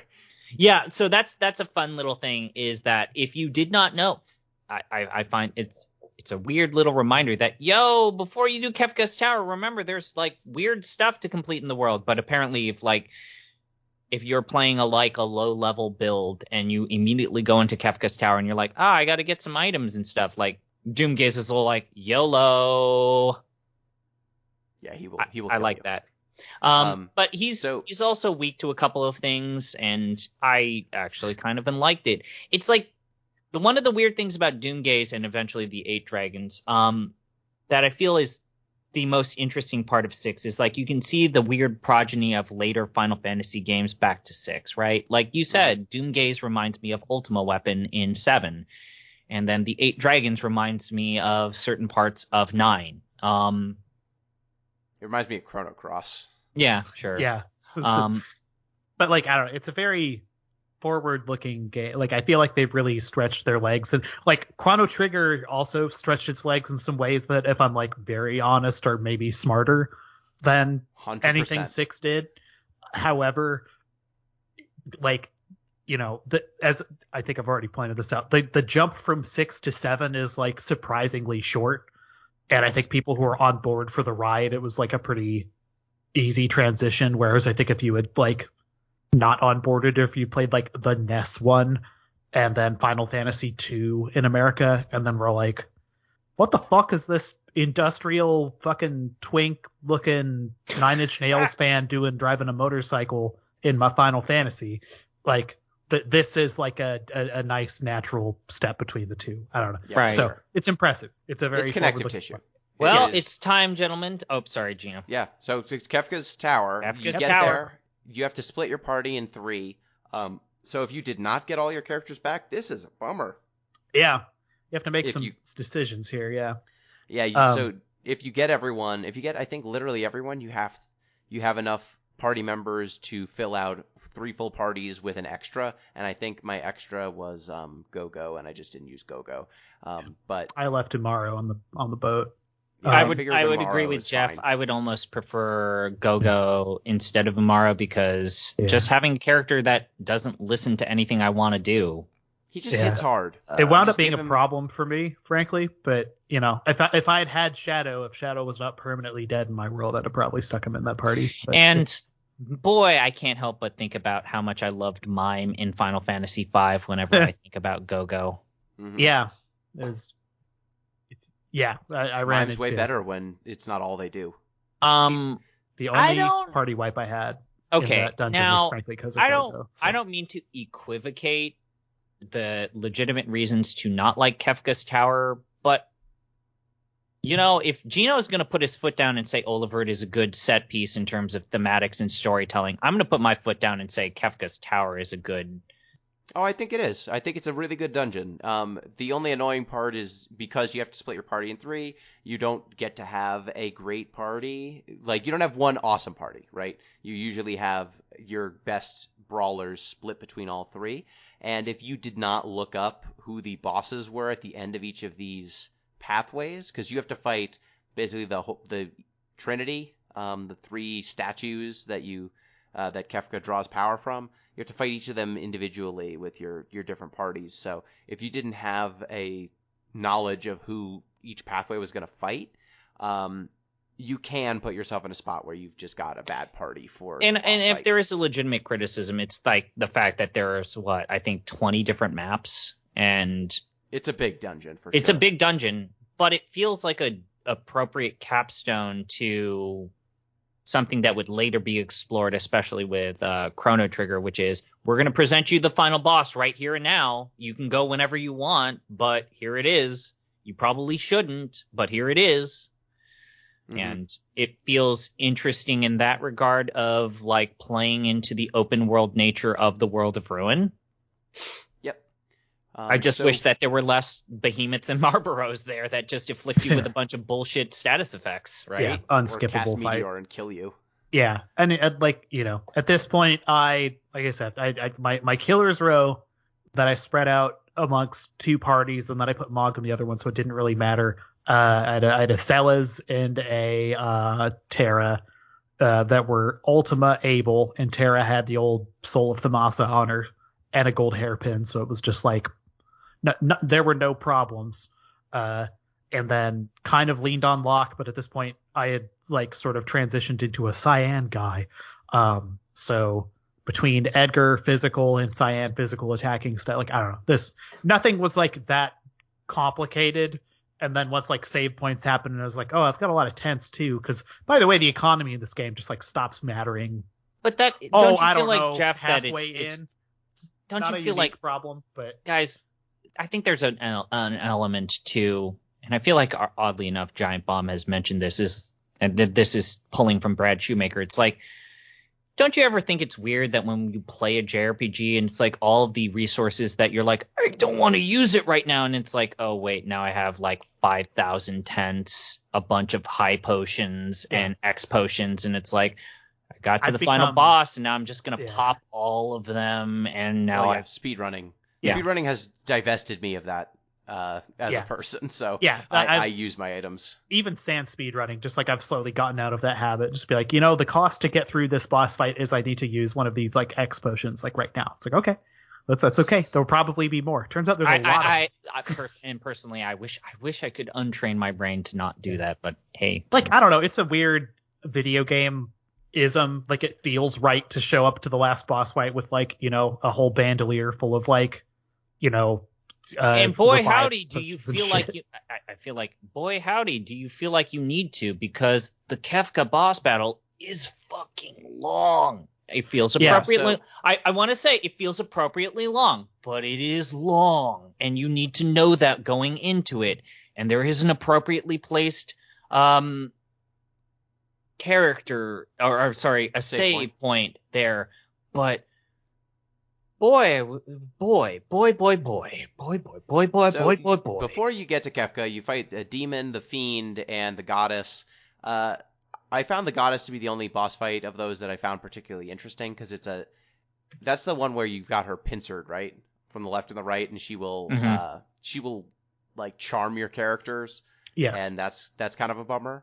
But I found that to be, it's interesting that they deployed the pincer attack concept in one of the final boss fights, because it's one of the more unique things that they do in FF6, like in allowing pincer attacks. And then, you fight Kefka, and Dancing Mad plays, which is maybe the best final boss music. I feel safe in saying there's a reason why it is considered as iconic as it is, and it's very good. Yeah, it's very good. I think One Winged Angel gives it a real run for its money, but that's as close as they've ever come. Dark Messenger, One Winged Angel, Dancing Mad, all very good. Yeah, I really like Kuja's weird, like, we will rock you jam that plays when you fight him the final time. The Final Fantasy X boss fight music when you fight Tidus's shitty dad again. Yeah. It's pretty fucking good. Yep. Think it's about 10 a appropriate lot. as well. But yeah, this is one of the more, so like this whole setup, if you've played Any of the other Final Fantasies. Mass Effect 2, right? This is like the Suicide Run or whatever. Like, so you've got multiple parties and you're out sending people doing like unique tasks to help people through a large environment puzzle maze thing, which is like, there's an anecdote. But then this breaks out another new unique weird thing, which is like, okay, so you're about to fight a big fucking boss, set your batting order. And it's like, wait, what? And it's like, yeah, there's a batting order, don't you know? Oh, what mean? So here's the mistake I made the first time I did this. I assumed that the way this was going to work was as soon as someone got shit canned in like the Final Fantasy VIII mode, they would just be rotated out and a new person would come in. That is not the case. No. They just lay there dead. And then through the way this boss fight works, you slowly sort of transition to fighting different parts of a very, very big picture. A very large, hoary sprite. And each time one of those transitions happens, you'll rotate in new people. So let's say, for instance, I was planning on letting him just kill off all of my rabble and then rotating in like, some cleanup people in the end that were just going to like get it done. That did not work. So I got party wiped the first time I tried this just because I was trying to be smart. And that's not the way you do it. The way you do it is you just go in there and kill him. You put your best characters in first, and then your fifth best character in the fifth position, your sixth best in the sixth, and you hope that you never have to use any of them. Yeah, you put Sweet Lou there in the sixth, and like you, but for real, because if you've gotten to that point, you're fucked up anyway. Yeah, you're probably dead. You don't have enough good equipment. Probably. If you've played this in a way that Gino and Chris did, you're probably going to be fine. And if you played it in the way I did, you should have just done what you were planning on doing, which is, it turns out everything's weak to Ultima, so just do that. They sure are. And like each of the phases, the first phase has like a physical attacking part, is pretty straightforward, right? So like the first phase has a short arm, a long arm, and then a face. Depending on which one you defeat first or defeat last, they have a last gasp attack. The second tier is 4 different bodies, which like cast a lot of spells. So the first phase is mostly physical. Second phase is mostly magic. Third phase, there's a like it's kind body of that it's like an debuffs, ad right? thing. Yeah, Yeah, it's like right. the goddamn safer fight where he's got the little ads around him in 10 up on top of the mountain. Yeah, and So- one of them like will revive the other one if you take them out in the wrong order. Yes. I oddly enough think that this is a Final Fantasy trend where secretly the second stage is the hardest stage because the third stage is meant to be a segue to the big cinematic. Yay, congratulations, you beat the boss. Yeah. Because fucking hyperdrive, man. A defense ignoring physical that just will kill whoever hits. But, if you've done enough grinding, it'll just bring them down. But that one and Forsaken, I thought was the bigger, more problematic. And Heartless Angel. Sure. And oddly enough, when it was like, it was kind of funny when it's like, he's going to cast Meteor. Thank God, because that's just going to do AoE damage, and I can deal with that. Yeah, so the final form of Kefka, it's interesting to me just to see how much of Kefka's design they lifted straight up for Sephiroth. Like, Heartless Angel, that is a move that they just lifted straight up. This is the game, Gino. This is the game that started the whole JRPG trend, and you could say 4, but like this is the game that codified. The final boss has to be wacky. It has to be 5. crazy. 5 does it too. Like he's a tree wizard, and then he turns into like this giant monstrosity. But I feel like Kefka's final form in this game is just bananas. It's just there's no reason for him to be this towering monstrosity that's like an angel on top of a bat. Sure, but like an angel, like it when you stop and look at like the final version of Kefka, like it doesn't make sense, but God bless them. They really wanted to put as much of their technical prowess into this game, especially it's a very big sprite. It's enormous. It just all I'm saying is like it's amazing to me how much of Safer Sephiroth's design you can see in Kefka's final sprite, and how many moves that Kefka has Safer Sephiroth does too. So it's just interesting to me to see how I thought that those Sephiroth designs were original, and because I hadn't gotten to the end of 6 before, and it's clear that like some of the designs they have just redone in 8. Also the characters getting whisked away, that comes from here. Sure. Kefka does that move too. And even the design with Griever, like the way that Griever looks when junctioned with Ultimisia, like you can see a lot of that in the design of the different tiers here. It's almost as if they paid the same artist of weird wispy art characters to do all of these designs at some point. Ron looks like Angel of Death too. Yeah, and then at a certain point he's like, you just fucking phone this one in. It's okay. And it's still great. He can phone it in. Amano can phone it in. That's fine. I like his shit. Yeah. Turns out, yeah. So, Jeff's going to talk for a little bit now. There's two Life, things. Dreams, Hope speech is its own, like, what is a man moment. Oh, yeah. Yeah, there's a lot of hand-wringing about the nature of the universe before this fight. And he's like, why do you fuckers even, like life? Like, I'm a nihilist. And they're like, well, life's kind of cool. Like, there's some pregnant teens in our town, and that's cool. And, but like each one of them gives like a little 2-line, like, I'm fighting for freedom. I am fighting for my grandpa. I am fighting for my granddaughter. And he's like, I no, like fuck jerky. That. Yeah, like just preposterous. But yes, and Go-Go and Umaro are skipped. The two actual things. One, all these attacks, they definitely happened to me. I don't recall any of them because, and I guess this is like the pratfall that I fall into with these games. The same thing happened to me in 5.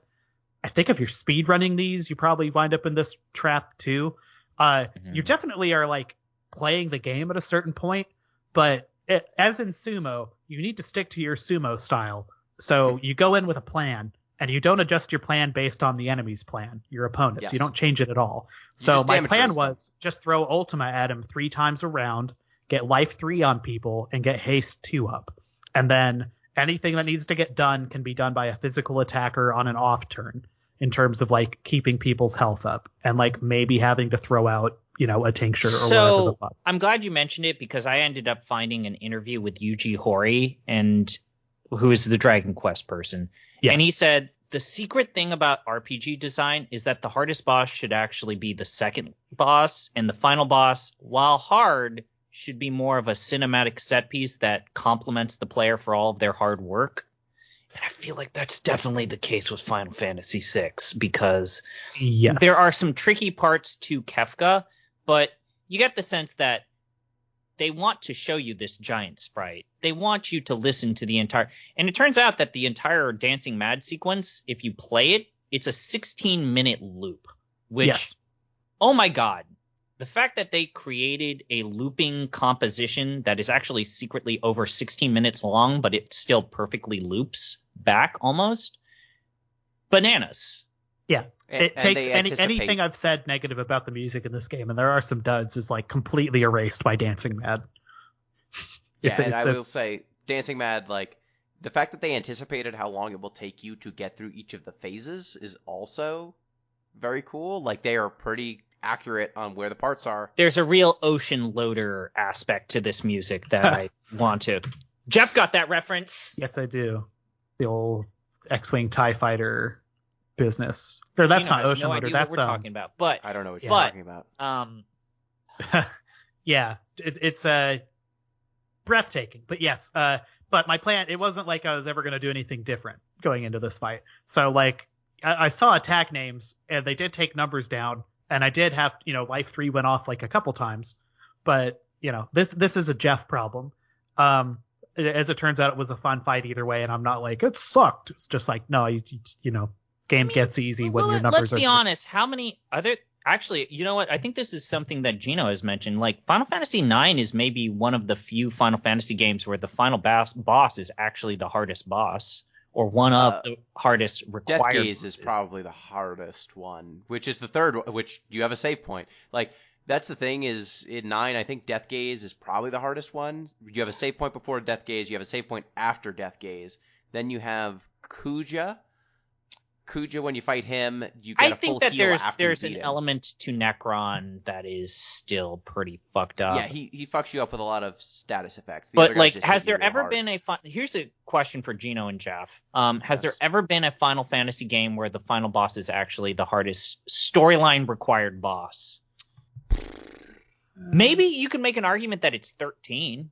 No, the Barthanthelis boss before the other Barty is way hard. The first Barthanthelis boss is definitely it.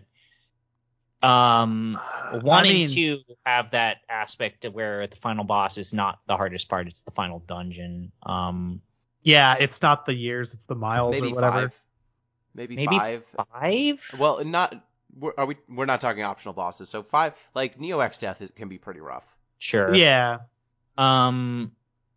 I remember Neo X Death. I don't remember other boss fights from that game. There's some aspects to Ultimecia, Gino, that is kind of like when she starts eating up your junctions. That's messed up. I had trouble with Ultimecia that you walked me through, Gino. So fair fucks. The part of 8 is the thing is, I think 8 is so easy now because my brain's broken that.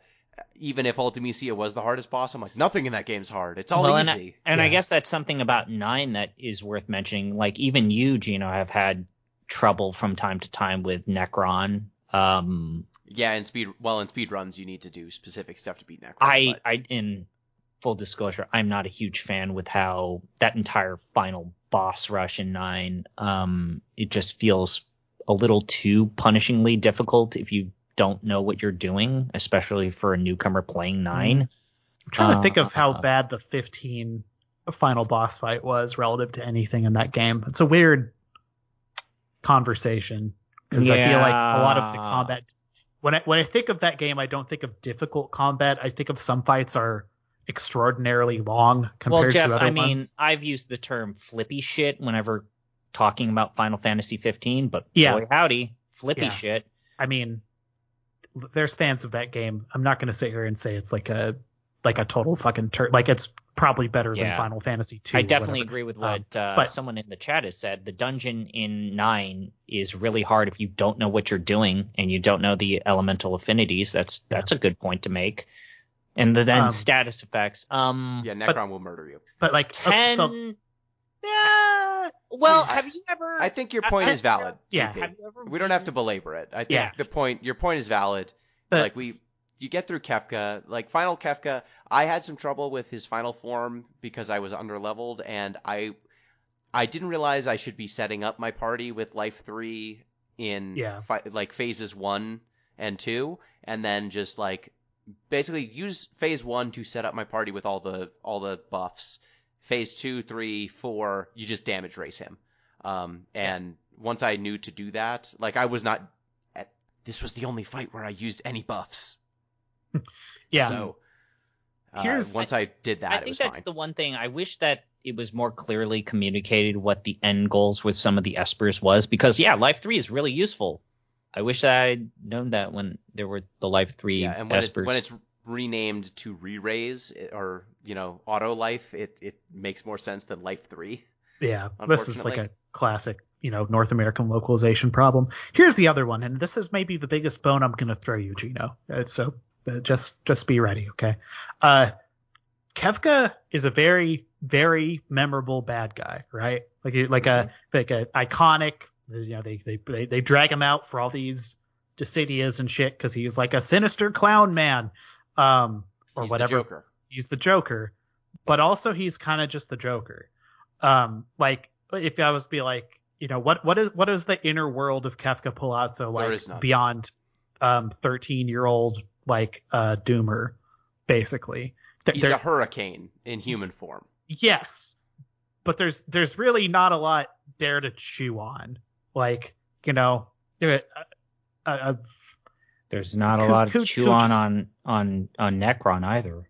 Yeah, well, I don't even have to get into the Necron argument. Necron's not the boss that matters. Yeah, like Kuja matters, and like I say the same thing about you, Yevon, Gino. I could kind of give a shit about Kuja, but like Sephiroth, for instance, right? Like you learn a lot about this character as you go and like understand his motivations or whatever, right?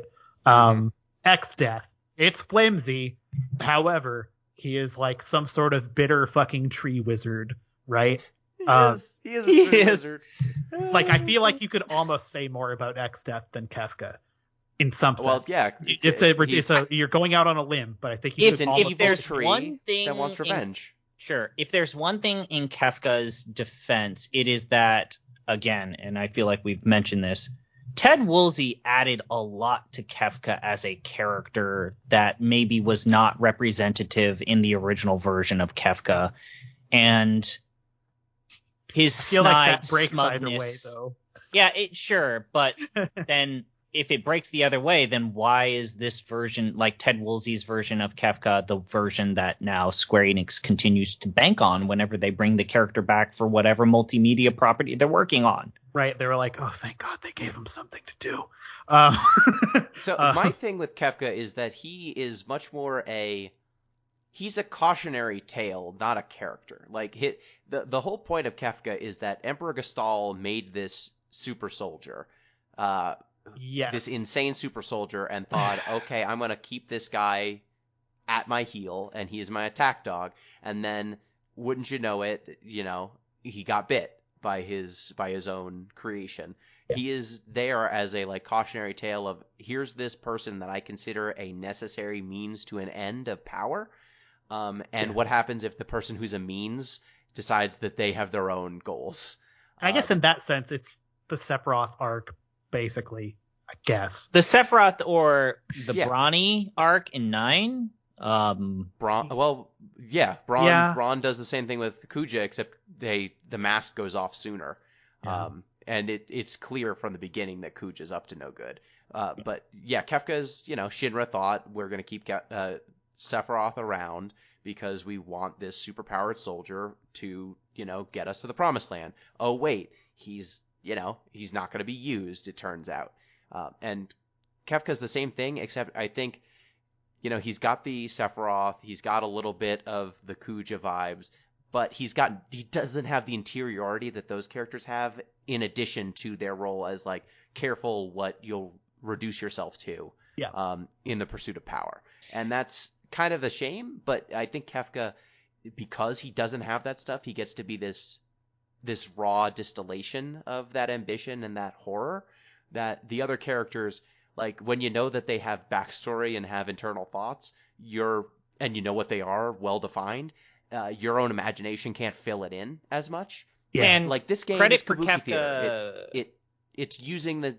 It's giving you the form and letting you fill in the blanks in spots, and there's something to be said for that. But there's drawbacks, right? Like, the text doesn't have the juice as much. Right. It's a dungeon master thing. Like, it's you don't necessarily need to like come up with an amazing backstory for the villain of your like tabletop campaign. In some sense, it behooves you not to. The characters just need something to punch, basically. Yes. And so he's something to punch. He's definitely something to punch. And like, I don't know. I think here's a deep cut. I think about the James Bond film, The Spy Who Loved Me, held up by many to be one of the greatest James Bond films of all time. It stars Roger Moore, and he's set aside a Russian secret agent who they work together, but he killed her partner on another job, and so she intends to kill him once the mission's over, because that I am fucking working for Mother Russia, but as soon as I'm done, I'm taking your ass out. So they have an uneasy alliance, and the tension and the relationship between them works really well. But there's also a bad guy in this film, and he's like a total fucking nothing burger. Yeah. Yes, he lives on a boat and he steals called Atlantis. That's a spider thing. Yes, it's got the big open mouth on the front. It's a goofy fucking movie. But this dude, the sum total of what he does during this movie is sit at a table and occasionally shoot a guy. Yeah, he's absolutely nuts. Mr. Stromberg, we didn't defeat James Bond. Yes, try and send Person W to kill James Bond. Yeah. Like one of the Soviet agents is literally called XXX. Yeah, but like, so you can tell stories like this that can work and work around your sort of lack of like a really strong enemy. And I think generally it works all the time in 6. But there's a point where you're at the end of this game and you're like having this, what is a man like moment with Kefka. That's why I mentioned that the Hope Dreams. The Hope Dream sequence really does remind me of what is a man?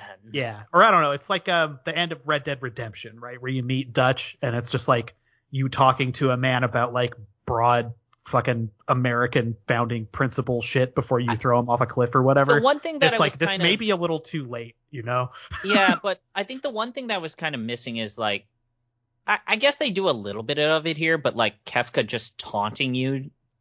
I mean, I think didn't Exdes even taunt you and talk to you while you were fighting him a little bit? And like he does some stuff, and Kefka does a little here, but like, boy, the end of this game, like after you defeat Kefka and everyone has their, this is what I live for, and you get kind of the blooper reel of what everyone went on to do to escape the tower. Oh, yeah. And then you have the like, and here's what they're up to now that the game is over sort of deal. I wasn't. It doesn't end as strong. I am going to respectfully disagree. I thought the last 20 minutes of this game were some of my favorite parts. I don't think it's as strong of a it's in a lot of ways it's the Final Fantasy VII ending. If you compare it to 9, which has maybe one of the greatest epilogues ever, short of 12, but like. I think that of this era, when you compare it to 5, like the epilogue Smoke's pretty amazing. So I like 5 and ending too, actually quite a bit. Like it's so good though. Right back to the like recurring. Let's go. Like well, I don't know. Depending on the characters you have, like people have different scenes depending. It's like so cool. Yeah, but no. That still applies here. Like if you didn't add Locke to your party, like Celes has a completely alternate scene where she basically rides into the sunset where she proclaims like, I need to find the one person that I never confessed my true feelings to. And basically it's implied that she's going to go off to find Locke, which you didn't do. Okay. And then Edgar has an alternate scene if you didn't recruit Sabin, and then Realm has an alternate scene if you didn't recruit Strago. Like, so these characters, there's an element. And I know I keep mentioning this, but there's elements of Chrono Trigger which got refined in Chrono Trigger that kind of start in 6. And that is your epilogue is different based off of your actions and the characters that you recruited. But I don't know. You guys know what happens if you don't have Shadow at this point? What happens? It's particularly fun. A happy life. it shows the character portrait sprite for Shadow in the top left corner, and it just pans over one of the towns in the game from right to left in like a slight sepia tone, and that's all it does. There's no text. There's nothing. I mean, I laughed at it for a good long time. It was like very clearly you did something wrong here to make this happen, because this has like incredible bad end energy. I don't know. I think of that Golgo 13 game where he just stands there with like an ellipses basically, and his sprite is in the corner of the screen. It had that energy too. It was very strange. I know I mentioned it on the Discord. The one thing that I want to praise this game is that it's very clear that even after defeating Kefka, the characters recognize that, we still live in the world of Ruin. We didn't wave a magic wand and reverse all of the effects of Kefka. We have to actually rebuild, which is the one like nitpicky, niggling criticism I have of 5 is they literally just like undo all of X-Death's horrible shit. Like snap their fingers and everything's fine. None of the characters that Kefka killed are back to life. All of the cities are still completely ruined. But they just start rebuilding them. That was which I can't help but say. Fellas, Jeff cried just a little bit when he saw those little sprites start building a little house in a town. I think that's an appropriate reaction because like in terms of like persevering through a tough time, that's like the overarching theme of Final Fantasy VI. There's that like weird storyline where you can meet that married couple and find them trying to just like be a married couple through like the apocalypse, and they're just going by moment to moment. Like that's the theme of this game, which is let's do our best to tread water, and once we can move forward with our life, like it's kind of fun and it's kind of empowering and it's impactful and it has weight. I enjoyed it. I actually like the epilogue to this game. And it looks good. I don't know what versions you guys were playing, but like, I don't know. It's some of the best use of Super Nintendo sprite scaling shit I have ever seen. I didn't mind, and I had a quick immediate, like, I don't know about this when Tifa lets her, not Tifa, god damn it. Terra lets her hair down at the end. But my spouse was sitting in the room next to me and she's like, hell yeah, get that bra off too. Like, fucking, you're done. You get home. You take that shit off. Fucking let them out. Open up a fucking bottle of red wine. Let's go. So I was like, kind of like Alien 1, where it's like, yeah, you beat the alien. Now take your clothes off. Hell yeah. Only not for the enjoyment of a largely male audience. It's just a lady relaxing. Anyway. So I think with that, we have finished Final Fantasy VI, a very good game, which means it is now time for the dark task. We have to rank Final Fantasy VI in our ranking of fantasies. I'm gonna just say it. Gino, take 5 minutes. Make your pitch. I will. So read the list before I do make that, your pitch. let's read the lists. I gotta get some more wine because I'm gonna have to listen to 2 people. Just get my documents. I'm gonna get more wine. I gotta listen to 2 pitches. Okay. All right. Okay. So the current list, as it stands, is in first place Final Fantasy IX. In second place, Final Fantasy X. Then 7, 8, 7 Remake. I'm gonna need more. 5, 12, the trading card game. There we go. FF1. Now we have entered the movie zone. Final Fantasy V, Legend of the Crystals. Dissidia Opera Omnia.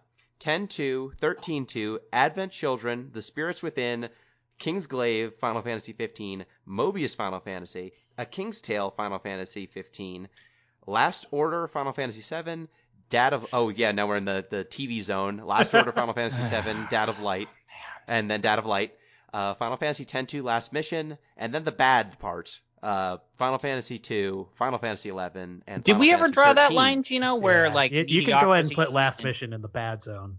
First of all. Yeah, Last Mission's in the bad zone. I think, where did we draw the line, Gino, of like starting anything above this line, go ahead and play it. I think it was like 10-2 was where we drew the line of like, still have a good time. Was 10-2 above the line or below the line? 10-2's above the line. Okay. 13-2 I think now might be above the line too. It depends. You're splitting hairs between 10-2 and 13-2.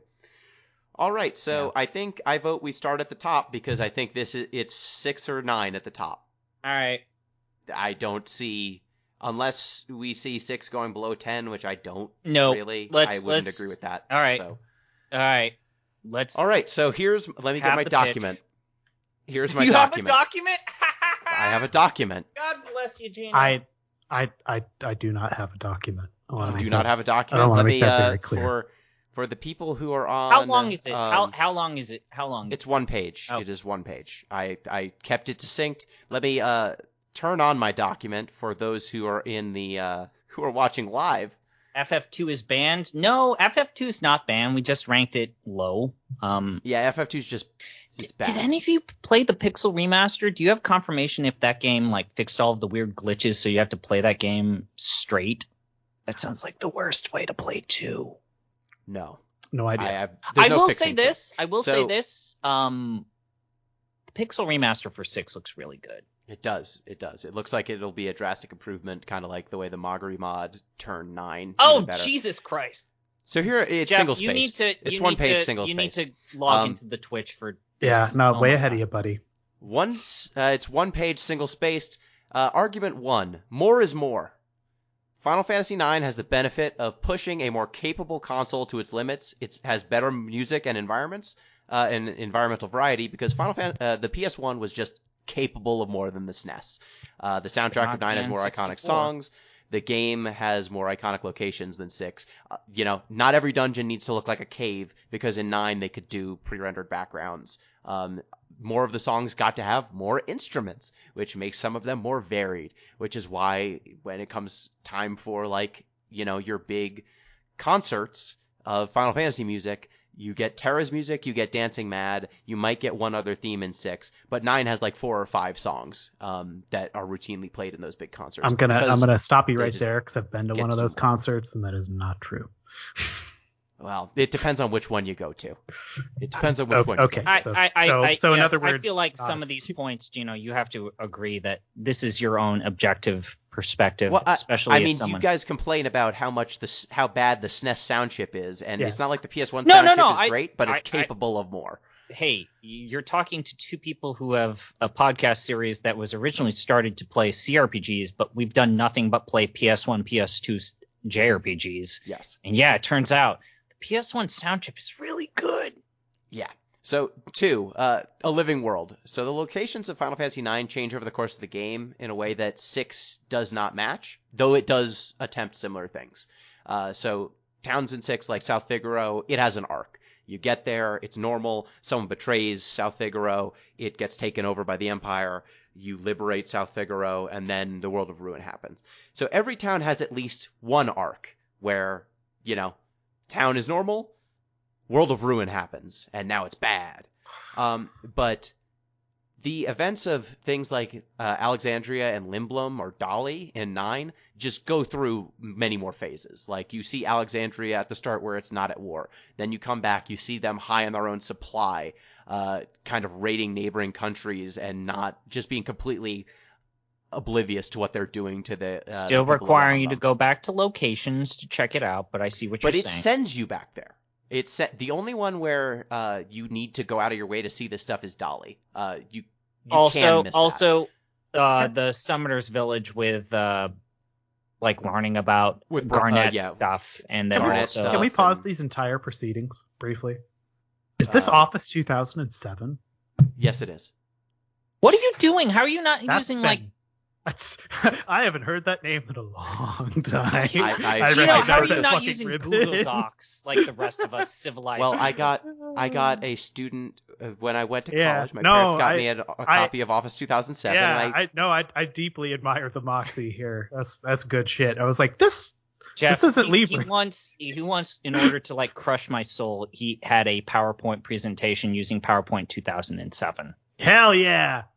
Okay, very sorry. Yes. So you get in Limblum, you get there when the city is normal. It is not at war. Then you get to see it kind of prepping for war. You see it after the fallout of a WMD attack with the people reeling, like people blinded in the streets.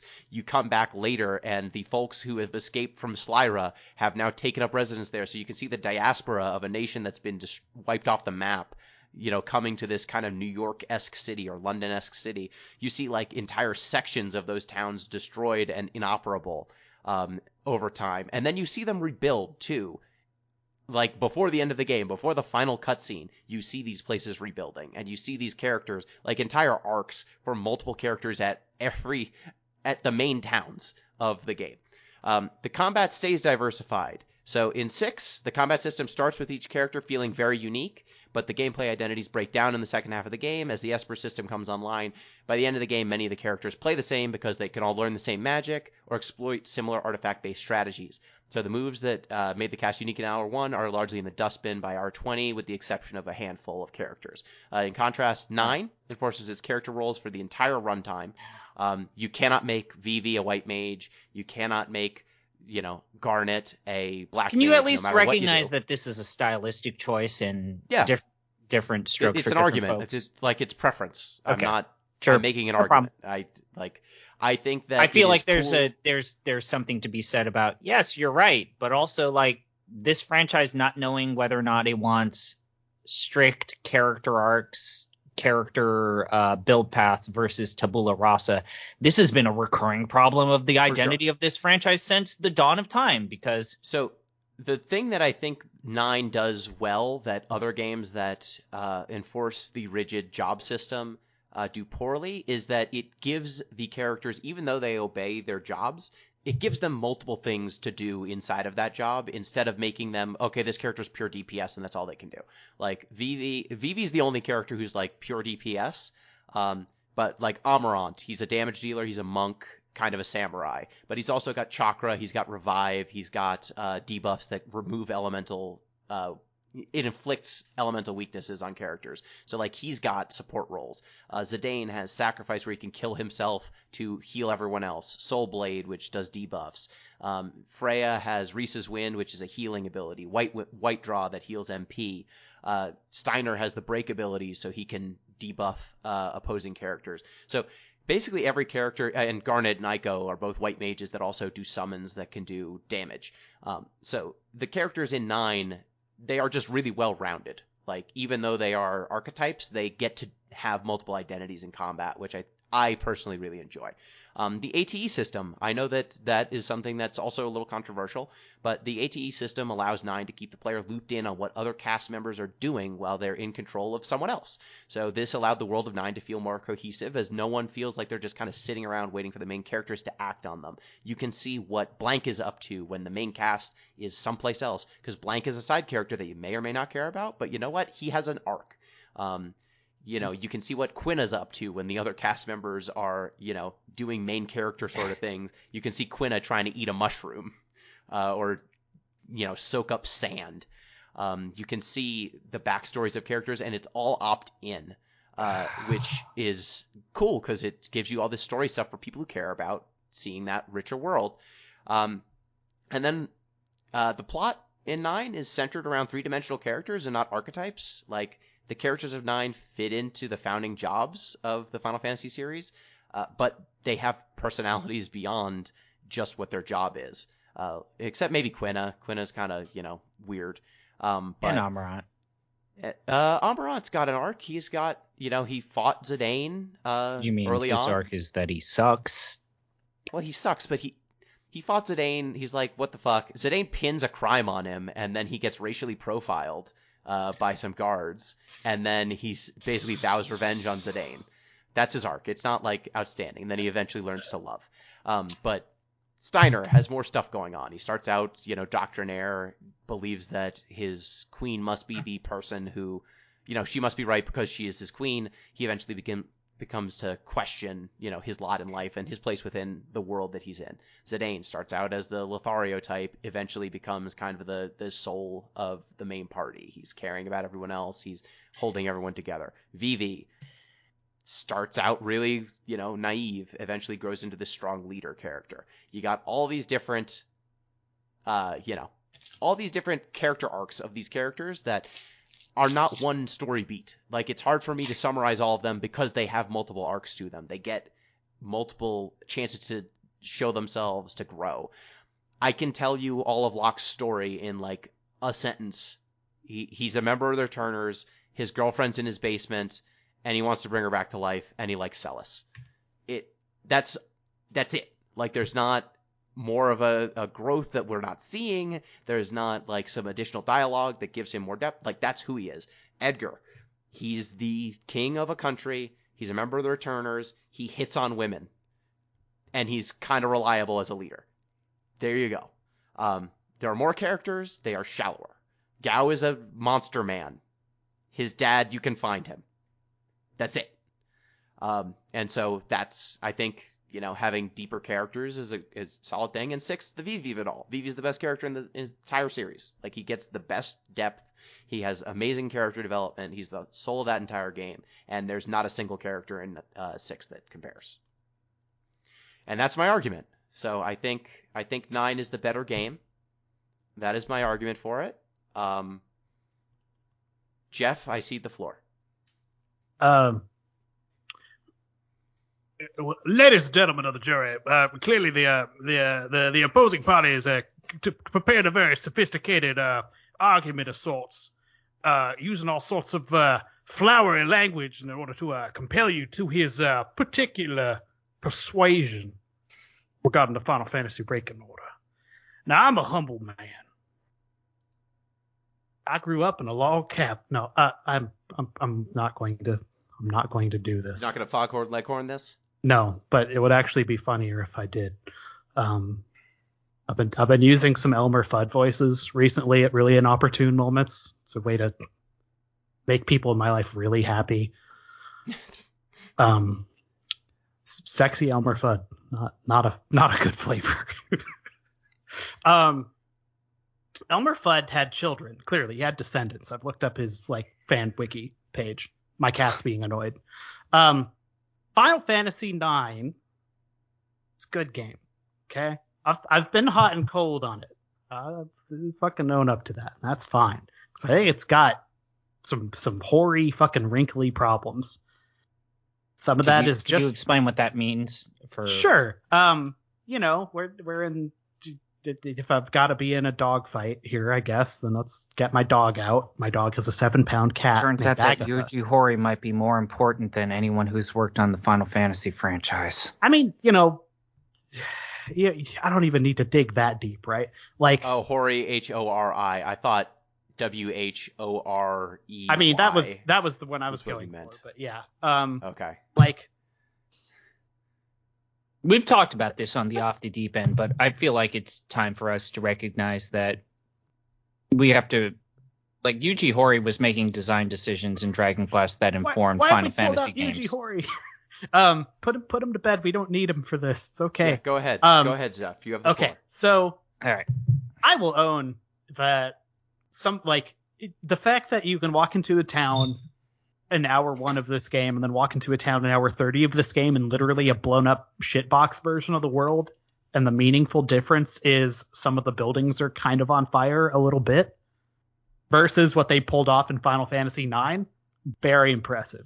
It is. It's good environmental storytelling, and they're unique looking cities to boot. And over time, I've grown to appreciate that specific line of thinking more and more because that counts for something. Visual storytelling. It's part of the medium, right?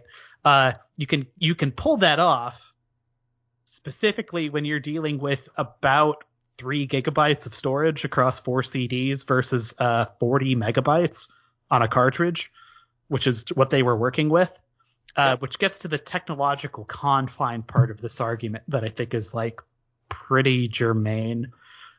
This was not the largest game ever released on the Super Nintendo. There's a handful that are bigger, but it's up there. And when you're working in something that fits on, a stack of floppy disks at this point, in our current the fob on your key for your car legitimately has more actual ROM space than the ROM on the Super Nintendo cartridge for Final Fantasy VI, which is crazy. you've got to economize. You have to make some decisions, right? So one of the decisions they make is, what if we don't have 47 sprite sets for every town in this game? And in exchange, we build a 4-foot-tall statue angel man that yells spells at you at the end of the game. It's decisions around, like, you know, what you're going to do with memory space. Agatha, come here. My cat. She's not liking me standing up right now for some reason. What else would I say? Vivi is probably the second best character in this series' history after Tidus. I'll own that. You're not going to stand Ramza? Man, Rams is pretty cool. I don't know. I'll I took you as a Ramza stan. A real stanza. Hey. Yeah, if I were to make a bulleted list of, like, my favorite characters in this series, I don't know how many of, like, the Final Fantasy VI cast are going to make that top 1 slot beyond, like, Terra, I suppose. Celis probably makes it, actually. There's a case. Celis is cool. Celis is cool. Maybe Cyan, maybe. This game does have some duds. Hey, Umaru, a nothing character. I like him more than Amaranth, but whatever. You know, that's Gogo, a nothing character. Yeah. You know, I like him more than Steiner, but whatever. Which isn't to say that Steiner's not written. Steiner, in fact, is fine. Like, the characters in 9. He's written to be a fuddy-duddy. Yeah. Like, he's written, period, which is more than you can say for a couple of the optional characters in Final Fantasy VI. What this comes down to is a lot of taste arguments and why we come to these games. So playing Final Fantasy V for this really kind of made some things clear for me. I'm sorry, I need to get rid of this cat. She's driving me crazy. So you guys can grouse about me briefly. Let's make a note, Gino. Yep, I'll make a note because I know you're listening. M's probably going to chime in the chat. I live in a You guys are assholes for not saying it's 14. A joyless, catless room that I'm in now. I have Billy Rothert DNA, and I am part grindfather. Right? Mm-hmm. I like. This is disgusting to say, because I've been talking a lot of shit about how much I don't like this stuff. But I think I like JRPG combat in some sense. It's a gross, bad thing about myself. I think that's fair enough, man. Someday I'm going to get a box cutter and just literally cut this part out of me and throw it in a ditch and be done with it and just play Galaga forever, because it's like a better game than every single Final Fantasy game that has or will ever be made, ever. However, it's still in me. I like making the rock have a bigger number on it and putting the rock on a character and teaching the character how to cast Life 3. Something about that tickles my little brain organ in a way that I can't really articulate except to say it's what I want to do. It's why I turn these games on. It's a good time. I like to build them out. I think the character class stuff you bring up in 9 is like a pretty germane, interesting point, because it, like, they do kind of start you with like really meaningful character archetypes in that game. It lines up with items matter in 9 in a way that they're not well, 6 actually has good items, but in other games in the series, like a weapon is a thing with stats on it. In 9 it's like, oh, this weapon is a thing with stats on it. It teaches you X abilities and it has elemental affinities that may or may not be relevant. Yeah. Which is cool. Like, and you know, that's an iterative design thing too. Like, it turns out maybe marrying some of the like ability stuff to weapons is a better idea than marrying them to summons that you put on a rock, right? Like 7 like has some like real hooks that remind me of 6 in that way, right? Like the materia system tumbles out of the magicite system. The summon thing in Final Fantasy VIII is its own very specific, brave nightmare universe. And then I think 9 had like a very good idea. But 6 is where it kind of like a unique spin on it, right? Like, it takes everything I enjoy about the job system and pivots off a little bit and gives them a story. It gives these characters something to do beyond like a farce, basically, which is kind of like Final Fantasy V is like a 30-hour long set of follies, basically, and then you fight a wizard at the end. And it's one of the best fucking games in the series. This is probably if there are two schools of like FF design, which is the free-flowing job system and the rigid character classes, this is probably the free-flowing job system approach with the most like adherence with the most character class stuff going on that matters. Yeah. And 9 is the rigid character classes with the most depth to those rigid character classes. They are both like, here they manage to do free-flowing character design, but the characters still have identities that matter, where they kind of don't in 7 or 8. 9 is like, here's rigid character classes, but in those rigid character classes, we are going to expand them to make them actually encompass more roles in combat. So even though you're stuck with Zidane and Steiner, who are ostensibly 2 damage dealers, they have stuff they can do in that fight beyond just dealing damage, which is cool. Sure. So yeah, they're the 2 best Final Fantasy games. Yeah. It's tough. But so I guess I'm really not trying to sit here and like rebut shit you're saying, but like in the it's such that I guess the rebuttal I've got to one of the points that you raised is, yeah, like and this is a problem 7 falls into as well, and in some sense 5. In some sense, any game with a job system, you can just build 4 flat characters that can do everything. You can also, eat cat food every day. Build your own specialization. Hey. This is a world of infinite possibilities. That there are people who like to max out the time in this game and do everything. You can also be, like me, part normal, and like you guys, a lot more normal, and not do that. Don't even try, right?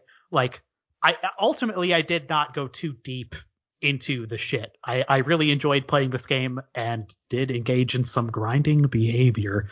However, I wound up with 2 good mages and 2 good damage dealers. That sounds a lot like Final Fantasy 1, right? Like, I didn't go totally fucking ham. And that's all you really need to beat this game. You really don't need to go fucking nuts. It's kind of beyond the point. So in that space, you can also build functional, Amaranth as a combination physical damage dealer, monk, samurai archetype. You can just build that. As it happens, it's just based on magic currency, which currency is just the ability to make change in the world, right? So substitute MP for whatever vague concept action points, take your pick, and wham, ta-da. You've walked your way into having a monk samurai equivalent. So you can kind of build whatever. And I like the building part of this. But here's the 2 little nugs, really. That in terms of Jeff's subjective why I like the one over the other, and this is very preference 1, and I know I've dogged on the music a lot at times in this game. I think it's the best soundtrack in the series. I like it consistently throughout. I even kind of like the choral stuff in the damn cultist tower, just because it's so fucking dissonant and weird. The worst thing in the whole game is the singing in the opera house, which is a weird bummer, but there it is. But I love the soundtrack. 9 soundtrack was pretty fucking flat for me throughout. Has a couple points I was this is okay, but the general fight music, kind of a fart. I think the fight music dull. in 9 is a remix of the fight music in 6. Yep. Yeah, it's a bad remix, personally. This is Let him talk. This is in the aesthetic part, right? This is if I'm honest, these are how I feel about some things. So, musically, just a better experience throughout. For let's say roughly the same runtime, both of these games too. So it's not like you're stuck with either of these soundtracks forever. And the combat part, everything you've said about the functions of the Final Fantasy IX combat, I can't really deny. The problem is it feels like walking through molasses to do anything in that game. Fights load, characters load in, animations take forever.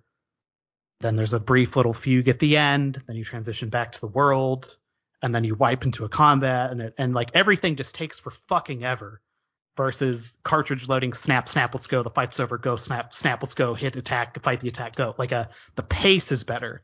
And the natural rebuttal to that is play the remastered version. There's a fast forward button.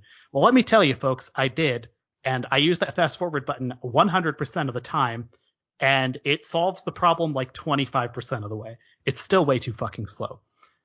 Personal preference, I will grant you. However, holy shit, it's fucking slow. It's abominable. It's 0.8 Chrono Cross, which is fucking unbelievably slow. It's kills that game in some sense. So those are my personal preference quibbles. This is a damn near impossible fight For me, it's like very, very, very, very clear. For Gino, it's also very, very, very clear. This is why I've said for the last several years, the best Final Fantasy game for any single person is their favorite game, followed by 10. Which probably makes Final Fantasy X the best Final Fantasy game. Can we somehow... I mean, I kind of wish that we could, whichever one of these loses, then 10 stays second forever, but no, I don't know. That's not how this will go. But I think I'm right, you know? There's Final Fantasy VI has problems. I've talked about the problems. You've pointed out problems too. I think 9's got some problems too. 10, it has problems, but there's all the problems have shrunk. They've really polished the fucking thing by 10. Really. So M in the chat is asking if we want maths, because apparently maths have. She has been. This was going to lead to my bit. M shared me their chart. I believe M will explain this in chat, but M decided to compile up to I think 20 or so lists and rankings of Final Fantasy games. And other than a few games that put 10, we are basically dealing with the existential crisis for any website or podcast series that attempts to rank Final Fantasy franchise, which basically boils down to 6 versus 9. Yep. And a handful of people who go with 4, which and those people are monsters. No. You're basically telling me that the Super Nintendo is when you started gaming and you are nostalgic of the first RPG that you ever played, which in this case was maybe Final Fantasy II. When you tell me your favorite one is 4, that tells me you're 10 years older than me. That's what it tells me. Yeah, sure. Yeah. I think there's an edge case for it. There is an edge case. But yes. Again, I think, and I feel like I'm on record saying this too. I think Final Fantasy 4 through 10, specifically excluding 10, and we mentioned is this maybe one of the most impressive runs for a studio exactly. Ever. And I think they had no duds. They had a 10-year stretch where they managed to turn out a game more than 10 years, every year. Gino. I mean 4 through goddamn 10. That's what I'm saying. It was 10 years. That is 10 years. Yeah, they were putting these out every year. Yeah, 91 to 01. Studios used to put out a game every year. Yeah. How novel. And you know what? Final Fantasy 3 is actually kind of cool too. It's not 4 good, but it's better than you think. Solid. So, and if you look at 1 as the game that codified this as a series, still interesting. And we make fun of 2, but it tried something different. Yeah, a brave failure. And so, if we are to say that, the enduring legacy of 11 and its community, it deserves some commendations. I did not prepare anything, and I knew I would go last because I hate this. I hate both of you for putting me in this position, especially after drinking about half a bottle of wine. But anyways, I want to say that can we at least all 3 of us agree that we are debating over 2 very good high quality video games? Yeah, I think Jeff and I both said, that's the hard part. The hard part is that these games are both very good. I mean, you're asking anyone who's listening to this podcast, as well as anyone who's just now getting into the hobby of playing these Final Fantasy games, which welcome you. You're a part of the dividing line between this definitive list. Yeah, but end of fucking story. These are the 2 games. This is the debate. Yeah, we only maybe play you are the contrarian that wants to say Final Fantasy Tactics has the better story. Maybe you're that guy, and I'm willing to listen to that guy, right? Jeff originally came on this podcast joking that he was that guy, but yeah, it's worth repeating that we are debating over 2 high quality video games that prove that Squaresoft and now Square Enix was at the bleeding edge of technology, storytelling, and just game design in general. So I guess what I want to do with half a bottle of wine deep, we have to recognize that some of the games that we've disqualified from the top of our list are still in the minds of other people legitimate claimants to the position at the top of our list. One could argue that Final Fantasy 1 deserves the praise and glory of the top of our list for being the game that made this franchise even possible. Thankfully, our science has placed it strictly in the mid-tier. 3, maybe, for pioneering that job system that defined multiple entries in this series and later, spin-offs and other games that were inspired by the Final Fantasy franchise. We don't know where 3 will be. Maybe it'll be great. And then what of, 4 for being that first game that distinctly resembles what many consider the true, in quotations, true Final Fantasy game, and codifying the structure and the mechanics and the character types, that goes back to 4 in a lot. I think one day we'll rank that one too. Even when you go all the way down to our little list and hit Final Fantasy 13, which is probably where it should go, I think we're still talking about the top half of video games ever made. And by the time you wind up in the top half of our list, you're in the 95 to 98 Day 2000 percentile. of Gino and I asking, where are those Final Fantasy 13 defenders that say that it's a good game? Write us in. Write a letter. Write it. Those cowards never At write anything. deeplistens. I don't remember the email. And you know what? I think that all three of us... www.fuckoff.com. That you send your emails there if you like Final Fantasy 13. If you like 9, you can send it to deeplistenspodcast@gmail.com. No. But anyways, we could even make an argument that 5 is the most fun that we had, playing around with the Final Fantasy franchise's mechanics, the variability of the gameplay and the experiences moment to moment. The fact that multiple people of this podcast have participated in the 5-job fiesta speaks innately to that game's variability and enjoyment. Gino and I started this series with 8, right? A game that basically shoots for the stars and maybe misses a couple of times, but the fact that it sidesteps many of the codified tropes and idioms of the series' storytelling and gameplay, especially considering that it was a sequel to 7, is brass balls, right? And personally, I have to share where I'm at. I have made no qualms about the fact that I, to this day, maybe resonated the greatest with 10, and I know that we're not here to litigate that, but in hindsight, I think I can appreciate how 10 introduced an entire generation to the JRPG genre, drove millions of people into the PlayStation ecosystem. The PlayStation 2 will remain the best-selling home console for a reason. And it solidified that position of Square Enix's position as a preeminent game design studio, right? And 11, that enduring community that sent us an angry letter at the start that you can listen to the first episode of 6, but I hate to bring this up, but you're here to break the tie between 6 and 9. 12 has its moments, and it's up to and you. One can even make the claim that the world of Ivalice and these people still write me letters. The people who say that the world of Ivalice and Tactics is the most whole and complete world ever conveyed in a Final Fantasy game, and maybe even 7 is the. Let's just say it for what it is. 7 is probably still the most important game of this series.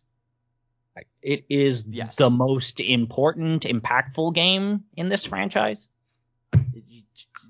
If you have questions, if there's anything we can do to help clarify your decision making. Yeah, M's right. I don't know where I stand, and that's the reason why I'm just speaking from the heart. What can help you make this decision? Another glass of wine. I don't think that's going to help. Here's the thing I can say. I think pretty confidently. And this isn't to make anyone fucking feel better. I think this is Jeff's mouth to God's ears. I think Gino likes Final Fantasy 9 more than I like Final Fantasy 6. I think that's a true statement. That is an accurate statement. And I like Final Fantasy 6 an awful lot. I want to be very clear. However, have you guys noticed Gino? All right. About me. All right. I'll stop fucking around. So, If I'm to like try and identify what I think is the definitive Final Fantasy experience, the game that I gravitate to personally as a person, like what I want out of a Final Fantasy game, like mechanically and like storytelling wise.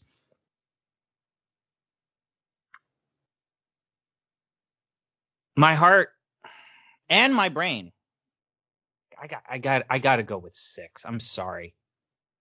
It's just, as someone who's like, as I've aged more and more, and as I've grown older and older, and I start to realize that I want to go backwards, not forwards, with technology and mechanics and like high polygon counts and like fucking light bloom effects and NVIDIA's driver counts. I kind of do want to go back in time to a time when the game with less art. No, that just boiled down this franchise and its identity to the basics while pioneering what later entries of this franchise would become. So I have to go with 6, but I'll throw you a bone. I will say that if the rumors of this 9 remake are actually true, I think we should review it separately. Oh yeah, I mean we did with 7 remake. Yeah. No, we shouldn't give them that. I'm willing to give him that. And you're such a dick. You're such a man. I genuinely like a part of me like I'm glad we had a fun time here. I was actually there was a little limited like bursts of anxiety coming into this. I'm glad that we understand that we all have our own personal innate preferences and experiences, and like we can at least come to agreement that we had a fun time. 6 is great. Like, can we also agree? There is one other game that I will accept being higher than 9 on this list, and it's 6. All the other ones can fuck off. Yeah, like from the M's top of this like, list. I've been privately confiding. Like I've been dealing with like weird bouts of panic leading into this podcast, and I don't want either of you to worry about it. Fun. But, gentlemen, we have to recognize it's all motherfucking downhill from here. Yeah. We don't, and I think, Gino, we've talked about it. Like, there's not that, and Jeff, you could even chime in. Like, there's not that many good Final Fantasy games left. There's 4. There's the game that I know Jeff is going to pick Tactics. next. We probably have more bad Final Fantasy things than good Final Fantasy things left. It didn't have to be this way, but Well, I wanted to actually like have this fight because I knew that this was the only one that would ever kind of get close to the top unless something really good comes out in the future. But knowing the known universe of FF games, like Stranger Paradise looks pretty fucking good so far. this was the only one. That Yeah, has well, any Gino's gonna chance.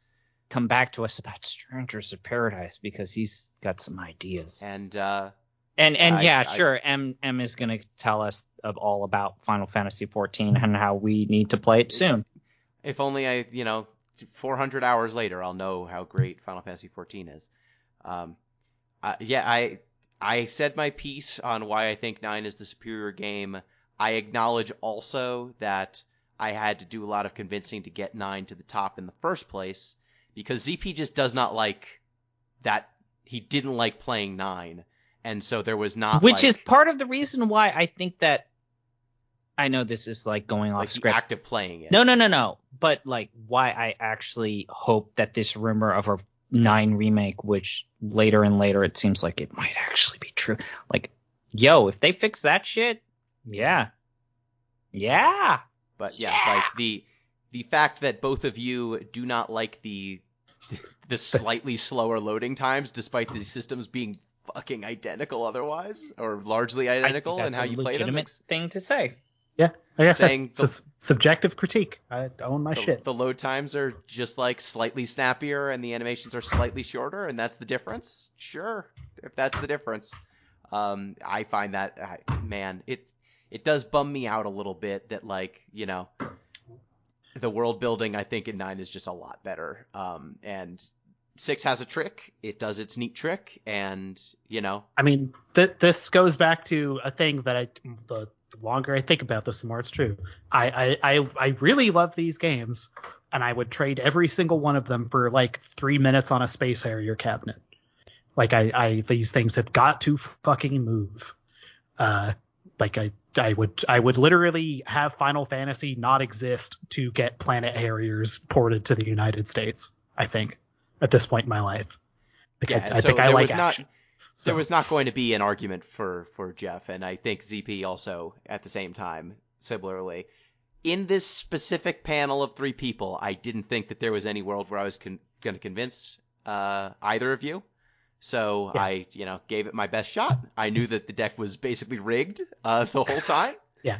I will say this though. You didn't need to get that text document out to convince me of a couple things. Yeah. Because when I started, I did not respond to 9 particularly well, but literally over time and over the course of playing this and a couple other things, I'm like, you know, it does some pretty impressive shit. I'm glad to be the Dwayne Wade to steal Aaron Gordon of his rightful claimant as being the dunk contest winner. That's deep cut. So, like, I think 9 is a game that the second playthrough is better than the first playthrough. Maybe you're right. I've seen everything in 6. Maybe you're right. I've been this thinking is about trying to get me to play it again, and I'm not going to do it. I'm not. You should do it. It's very good. Stop it. Play with the Moguri mod. The Moguri mod's really good. But yeah, look. If we ever have to revisit it, we'll revisit it. I don't think we need to, though. It's fine. So the new top FF game on this list is FFIX. Well, what about the animated Final game. Fantasy series, Final Fantasy 9 series? We would have to watch that, right, Gino? We will. Yes, 100%. Yes, it will be ranked. It will be measured. So the top of this list is now Final Fantasy VI, followed by Final Fantasy 9, 10, 7, 8, 7 Remake, 5, 12, Final Fantasy Trading Card Game, 1, 5 Legend of the Crystals, Dissidia Opera Omnia, 10-2, 13-2, 7 Advent Children, The Spirits Within, Kingsglaive Final Fantasy XIV, Mobius, A King's Tale Final Fantasy 15, Last Order Final Fantasy 7, Dad of Light, Final Fantasy X-2 Last Mission, FF2, 11, and last and always least, Final Fantasy 13. And our list now begins with 69. So this leads us to the next pick. Jeff, it's been a while, but I believe it's your turn. Yeah, so I'm famous for doing this. In the sense Are you going to give us a choice? No, I'm not. I'm just going to do 2 things. So, preface. To guess 2 prefaces. 1, I've got a list over here on the side of my desk that's got, like, you know, resolutions or like intentions for the year. To you, it doesn't come true. One of my intentions this year is to be more musical. I used to be in a touring rock band that drove around North and West Texas and played prog metal shows in bars as an 18-year-old with little X's on my hands like CM Punk. I used to be really fucking cool and really fucking lame at the same time. Anyway. That is describing prog rock for sure. Yeah. Just math metal shit, big Tool fan, big Dream Theater fan, just a sick fucking person. Anyway, so trying to lean in more to musical stuff. I might buy a dulcimer this year. The other little preamble is we just got Final Fantasy VI on the top of this list, which is maybe a good place for it. Somewhere near the top is fine. So why not keep digging in the Final Fantasy VI hole? With that in mind, I would like to nominate 2 pieces of Final Fantasy VI media. Actually, one's 6, the other one is something else entirely. I would like to look at 2 original soundtrack releases. What? 2 special soundtrack releases. This was a thing that originally started happening with Dragon Quest games. Is the game would come out, and then they would do a tape or a CD of like an arrangement. He's gonna pick an audio drama. I'm not doing audio drama. They would do arrangement soundtracks. That would make more sense. If you picked an audio drama. What are you picking? So Say I want to what look you're at picking. two I'm scared arrangement now. soundtracks. I want to look at Dear Friends Final Fantasy V, What? which is an Okay. arranged soundtrack of the Final Fantasy V music. Okay.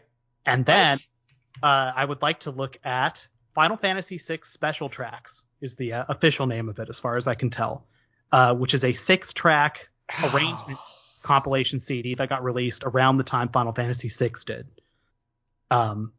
So You need to send me links. Yeah, to you how need to send us find links. these are both Otherwise- on, all of this music is up on youtube.com. Yeah. Gino, can we take a turn for Jeff if he's gonna waste his turn again?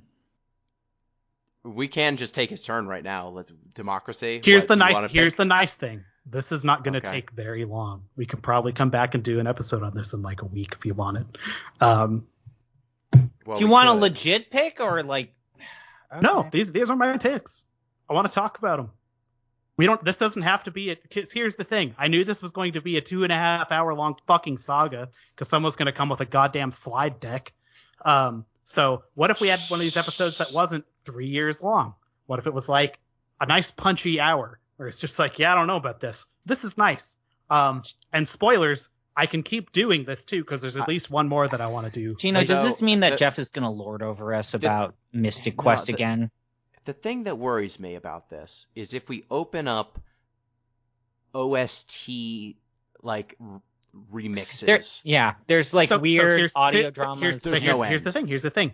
These aren't remixes, and these aren't just listening to the soundtrack. This is official Final Fantasy media. Okay, Square produced these. Like this is legit Yeah. stuff. But then, do we have to then rank Love SQ? Do No. we have to rank Cafe SQ? No. Because they have sweet versions of these songs. No. I want the specific Gino, you're the chief. associated media. You're the But warrior. is it chief, just the Gino. songs from 5 or 6, but rearranged? The 6th one is actually not at all. Is the music different? Is it like Terra's theme, but now it's a piccolo? No. Okay. So The here's six- what I the Are would sixth they one's say. actually new kind of songs? Are they new songs? Let's look at the track list of Final Fantasy V, dear friends. Maybe what Okay. we need to do, Gino. Also, is I'm let going to him tell you have right this now, one. if the deal is we can't look at Final Fantasy media that's nostalgic about Final Fantasy media, we should just stop playing these games. It's not that you can't do that. It's that we're picking soundtrack. Like, that's the part where I'm like, oh no, that unlocks, like, Be the judge. we send ZP as a correspondent to like a concert of like the Black Mages, and we rank that concert. Am I of the only Black one who's never been Mages. to a Black Mages concert? I've never been to a Black. I've Mages only been to concert. the touring concert, I forget. the orchestral Distant bit. Worlds. Yeah. People in the we were audience just- seem to like my idea, I'm going to say. I'm worried that if this just ends with This us is what we sending call a a slippery correspondent to a slope, Distant right, Worlds. Gino? This is what we call a slippery slope. Though it would be a very funny bit if we all went to a Distant Worlds concert and then ranked that Distant Worlds concert. That would be very funny. Jeff, I'm Th- willing we- to give this a look, try. This is a very scoped thing. This is not. it is. What songs are on there? Give me the playlist, and then I'll decide if this is just the OST but slightly rearranged, or if we should do this. Give me the track list. I'm pulling up the track list for Final Fantasy V, dear friends. And I'm pulling up the track list to the Final Fantasy V soundtrack. Okay. I need. I mean, it is pretty much arrangements of songs from the Final Fantasy V soundtrack. Okay. Done officially by Nobuo Uematsu. It's released in March 1993. I like how I'm trying to look up the Final Fantasy V soundtrack, and it's like, do you mean the Final Fantasy VII soundtrack? And I'm like, no, I fucking don't. Okay, what are the songs on this? Starts with Ahead on Our Way, and then goes to Lena's theme, and then Pirates Ahoy, and then Critter, Tripper, Fritter, Intention of the Earth, My Home Sweet Home, The Land Unknown. This really wasn't meant to start an argument. I don't know why this is so. It's not starting an argument. It's outrageous, the I'm concept. just. And then does it have Battle on the Big Bridge? No. What are they doing? That's what I'm saying. It's weird. It's a weird album. It's weird. Okay, fine, I'll allow it. We'll allow it. We'll allow it. And here's the thing about Final Fantasy VI special tracks. The music's not even from the game. What? Yes. Wait, what? What? It's cutting room floor shit. Guys, we need to look at these. Gino, do you want to give Jeff another pick on top of this if this is literally going to be something Jeff. that we can consume in like 1 week? No, he doesn't get a second pick. Yeah. This is the pick. It's my pick. But look, it was this or a I'll book, okay? So you should just what be if we fucking happy. What if we negotiate? Jeff, we let that happen, but then 9 is the best of the games? I don't know, Chris. How do you feel? You making the Fine, home we're doing improvement? it. Wait, no. Let me get my wallet. I'm going to flip a coin. What's heads? What's tails? Heads is Final Fantasy IX's the best game, and Tails is Final Fantasy IX's the best game. Flip it. Okay. You know, No, we that's can't in the do that. spirit of Final Fantasy VI.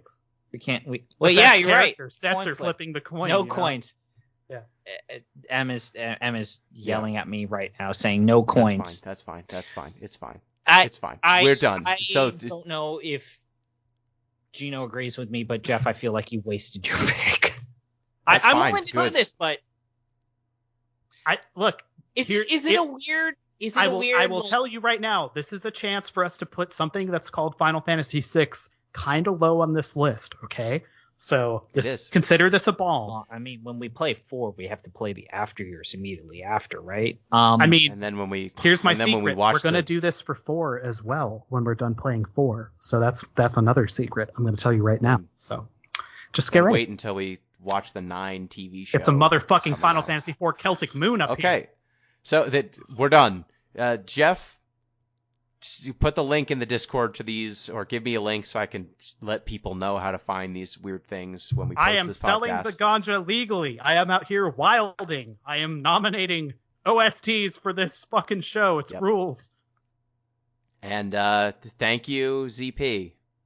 You fucking traitor. but I'm drinking wine, so I probably won't remember anything that was said and expressed during this podcast. Excellent. Thank you, Jeff. Also, fucking traitor. I do what I can. Hey, Hey, Thanks Gino, thanks showing me for the way. tagging us along on this weird journey. And you know what? Yeah, when that 9 remake comes out 3 years down the road, we're gonna rank Yeah, it separately. That's a real thing that'll happen. I look forward to playing Final Fantasy IX Remake.